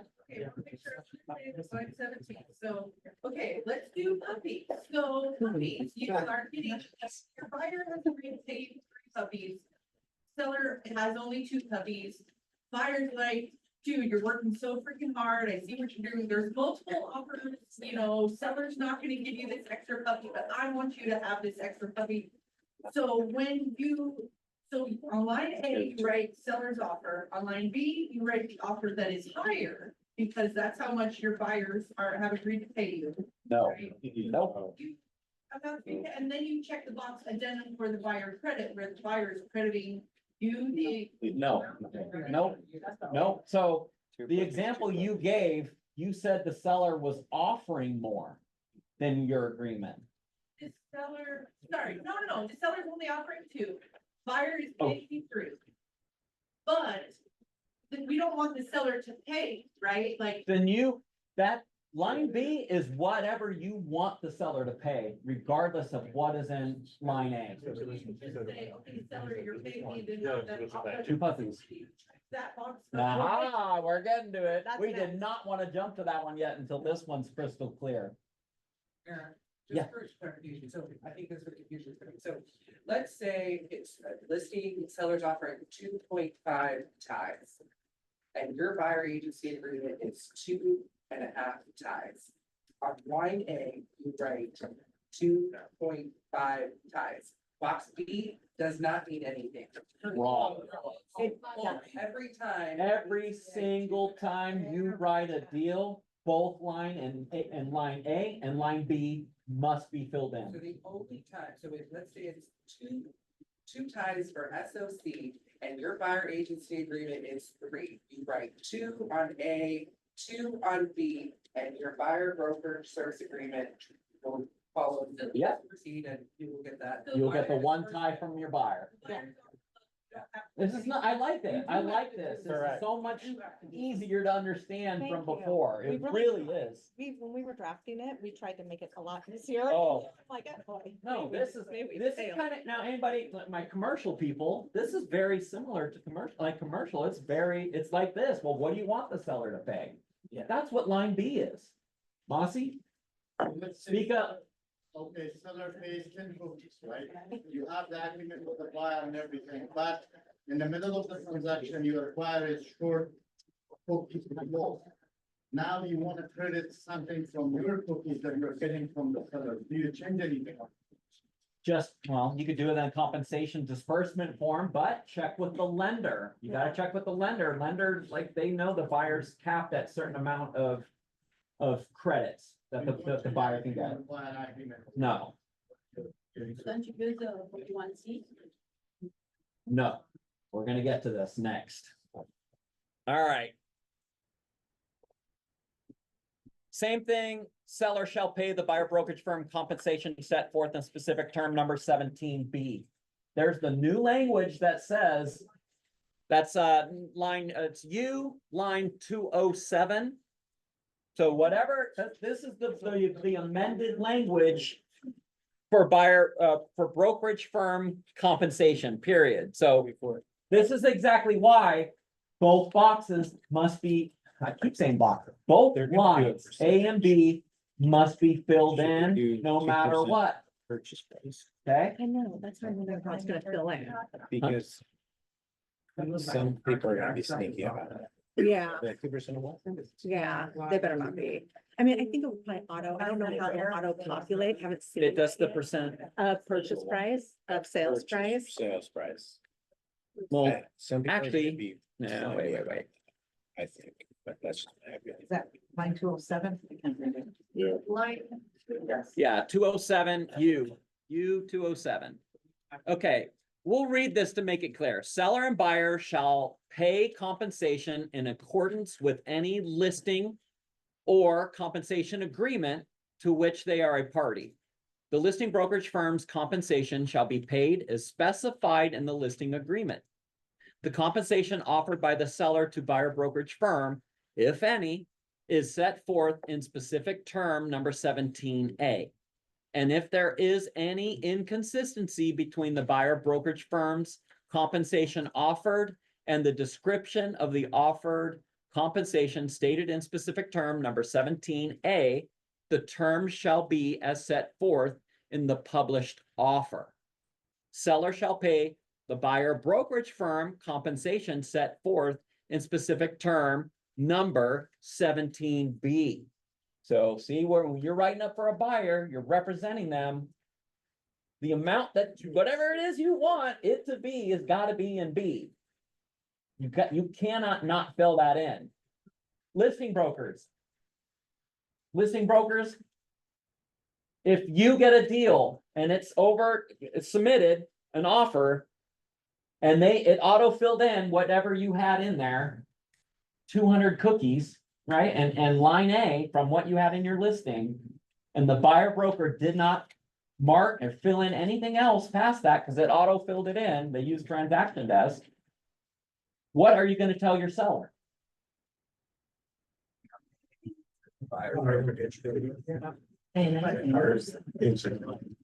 You assume they're Say getting, that louder, Debbie. you assume they're getting the money from their buyer.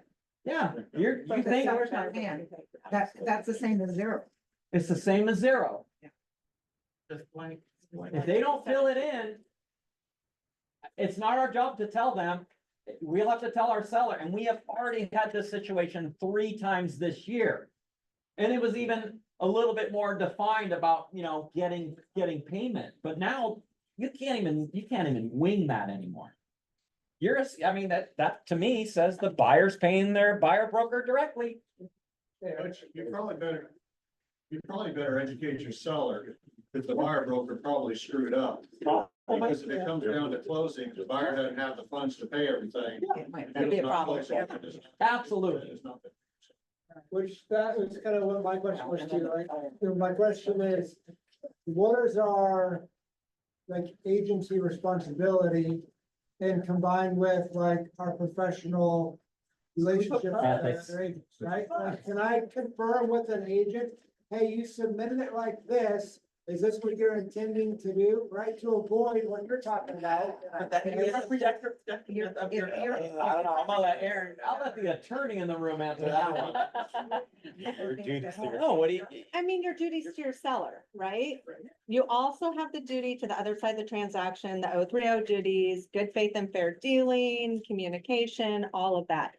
Would alerting the buyer broker to the fact that they may have messed up be part of that duty of good faith and fair dealing? I don't know what a court would say about that. I mean, or is that violating your duty to your seller? Right. It depends. And you're right, it depends. Depends on the judge. Buyer broker probably messed up on this. If the seller wants to, yeah. Because what could happen is. You don't wanna get all the way down, everybody, knows. I mean, it's obvious, you don't wanna get to the end of the line, to the finish line and like, oh no. Nobody likes the gotcha. Tell the seller not to have what you're- Let's get it. Okay. All right, we gotta wrap it up, guys. All right, let's look at this new 41C. This is the addendum for the buyer credit. Pay attention, guys, this is a huge one for listing brokers. I am not kidding. This one is gonna bite somebody. This one will bite a listing broker who is not paying attention. I'm dead serious. I know. Okay, so on the Form 2117, we had that line A, line B, and then the new checkbox. Yeah. If you're in any situation at all where your agreed upon amount is less than what the seller's offering, by default, right, this is already saying that the buyer probably will get this unless you guys you have the conversation, right? And you agree to what happens with that, but if it's going to be credited to the buyer, that overage, you must use that checkbox and this addendum. But pay really close attention, okay? So now the addendum has been renamed to addendum for buyer credit. This is a credit to buyer. The difference between the amount of seller's offer for the buyer brokerage firm's compensation and the amount to be paid by the seller shall be credited to buyer's obligations at closing. If buyer is obtaining a loan or loans to purchase the property, seller's credit to buyer is subject to buyer's lender's approval. Any amount not approved by buyer's lender shall be, now you got a checkbox to say applied as a reduction in the purchase price or other, maybe used for a home warranty or anything allowed by the lender. Listing brokers. If you get an offer to where you have this addendum in it, you need to pay extreme close attention to the 22A financing addendum. Because if they're asking for closing costs on that page, and they also have this page, that buyer is getting both. If they said, I want that $5,000 to go here, and then they also put $5,000 in your 22A for a credit to the buyer, and you're the listing broker, and you allowed your seller to just sign off on this offer, that seller is now giving the buyer $10,000. But they already are. Right? I mean, they have to be giving 5,000 on this 22A and 5,000 on line 17. It's the agent orientation of. Wait, you said 5,000 on 17. On line 17. Which line? So A, So on line 17A, that's 5,000. 10 cookies. Okay, Give me a scenario. so sellers offering 5. And your buyer brokerage is 8 cookies? What doesn't? Sure, sure. So You always gotta remember, like, what is, offered and what do you have agreed upon?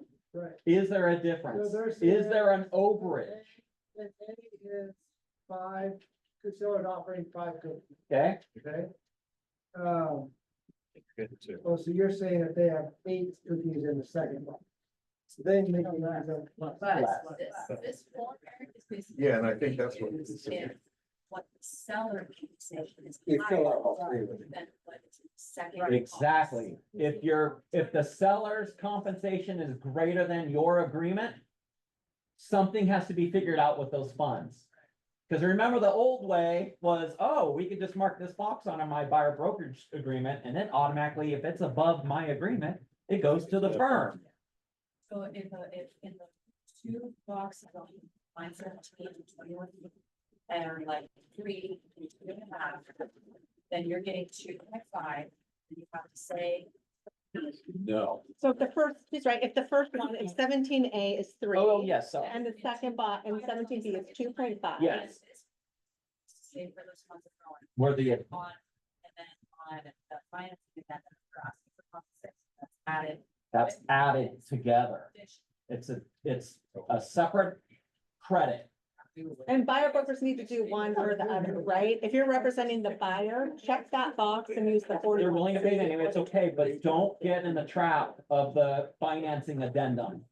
Because I guarantee people, and buyer brokers might not even understand it either, like, oh, they want to use it for their closing costs. So I gotta mark this box, I'm gonna put it here, I gotta put it on the financing addendum too. Those amounts add up.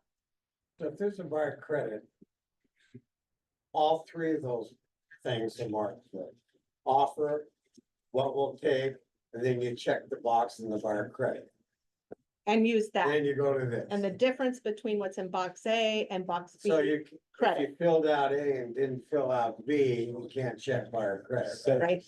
Yeah. So it would look like, question, it would look like 5 cookies, 4 cookies, checkbox. And one cookie credited and to one buyer. credit credited to buyer. Yeah. I think what he's saying is that, the sellers already agreed. Mm-hmm. to that. So there's an overage there, right? Yeah. So the sellers already agreed to it. They also already agreed to the closing costs on the financing addendum, right? Yes. The total amount of the closing costs, that's the number that's there, it's already there. So they've already agreed to it. So what you're saying is that when it comes to whether it's applied to the buyer, right? If we checked credited to seller, then it's fine. Oh, if you're giving it back to the seller, yeah, you can do But that if too. it's applied to the reduction of the purchase price, it would essentially be the same thing. That's the same way it is right now. The buyer would get both. The No. buyer's getting both. 22A, if there's- It's a negotiation point. Yeah, it's a negotiation point. Essentially what it's doing is showing you how the commission's being divvied out. Yeah. Basically, that's all. It is. It is, but when there's differences that people are asking for and it's the same amount, all of a sudden the closing cost credits too, that's a separate amount. It's a separate addendum. So you could be in a danger where all of a sudden your seller, you told them, yep, they only want 5,000 in closing costs. Cause that's on the 22A. Oh, there's a credit to the buyer also now for 5,000. Because they use the Because they use the 41C. form. Now there's 10,000. But if they use the form, but box 1 and box 2. Which form? If they use the form 41C Uh-huh. and put a $5,000, whatever, $5,000 on there. But box A and box B on form 21 match, that form is not valid because You they don't need match. the form. Right, but there's gonna be all kinds of mistakes. there. There's a lot of. You'll be seeing, yeah, that you're gonna see everything under the sun, I Yeah, imagine. But that, so does that automatically negate that, like, what happens with that form that's filled out? Well, if you're including that addendum, you're supposed to mark the box. It has to say that it's And they being wouldn't utilized. be the two, But- they wouldn't be the same amount Yeah. because it is box or Right, line what A but what minus I'm line saying B. is, and what's on if someone form makes a 41C. mistake and it's 4 cookies and 4 cookies, then you check the box and they put something on. Buyer's getting nothing. You counter back and fix that again. Counter back and. strike. Exactly. See broker, but counter it, make it clear. Invalid again. Yeah. Yep, all right, Summer? So.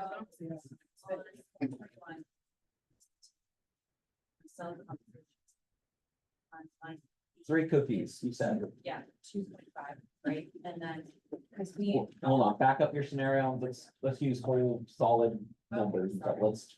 Okay, so on line 17, we put, 4, and then on the next one, we put 3, right? And then on 41C, we put, You missed the checkbox sorry. for the 41C. And then on 41C.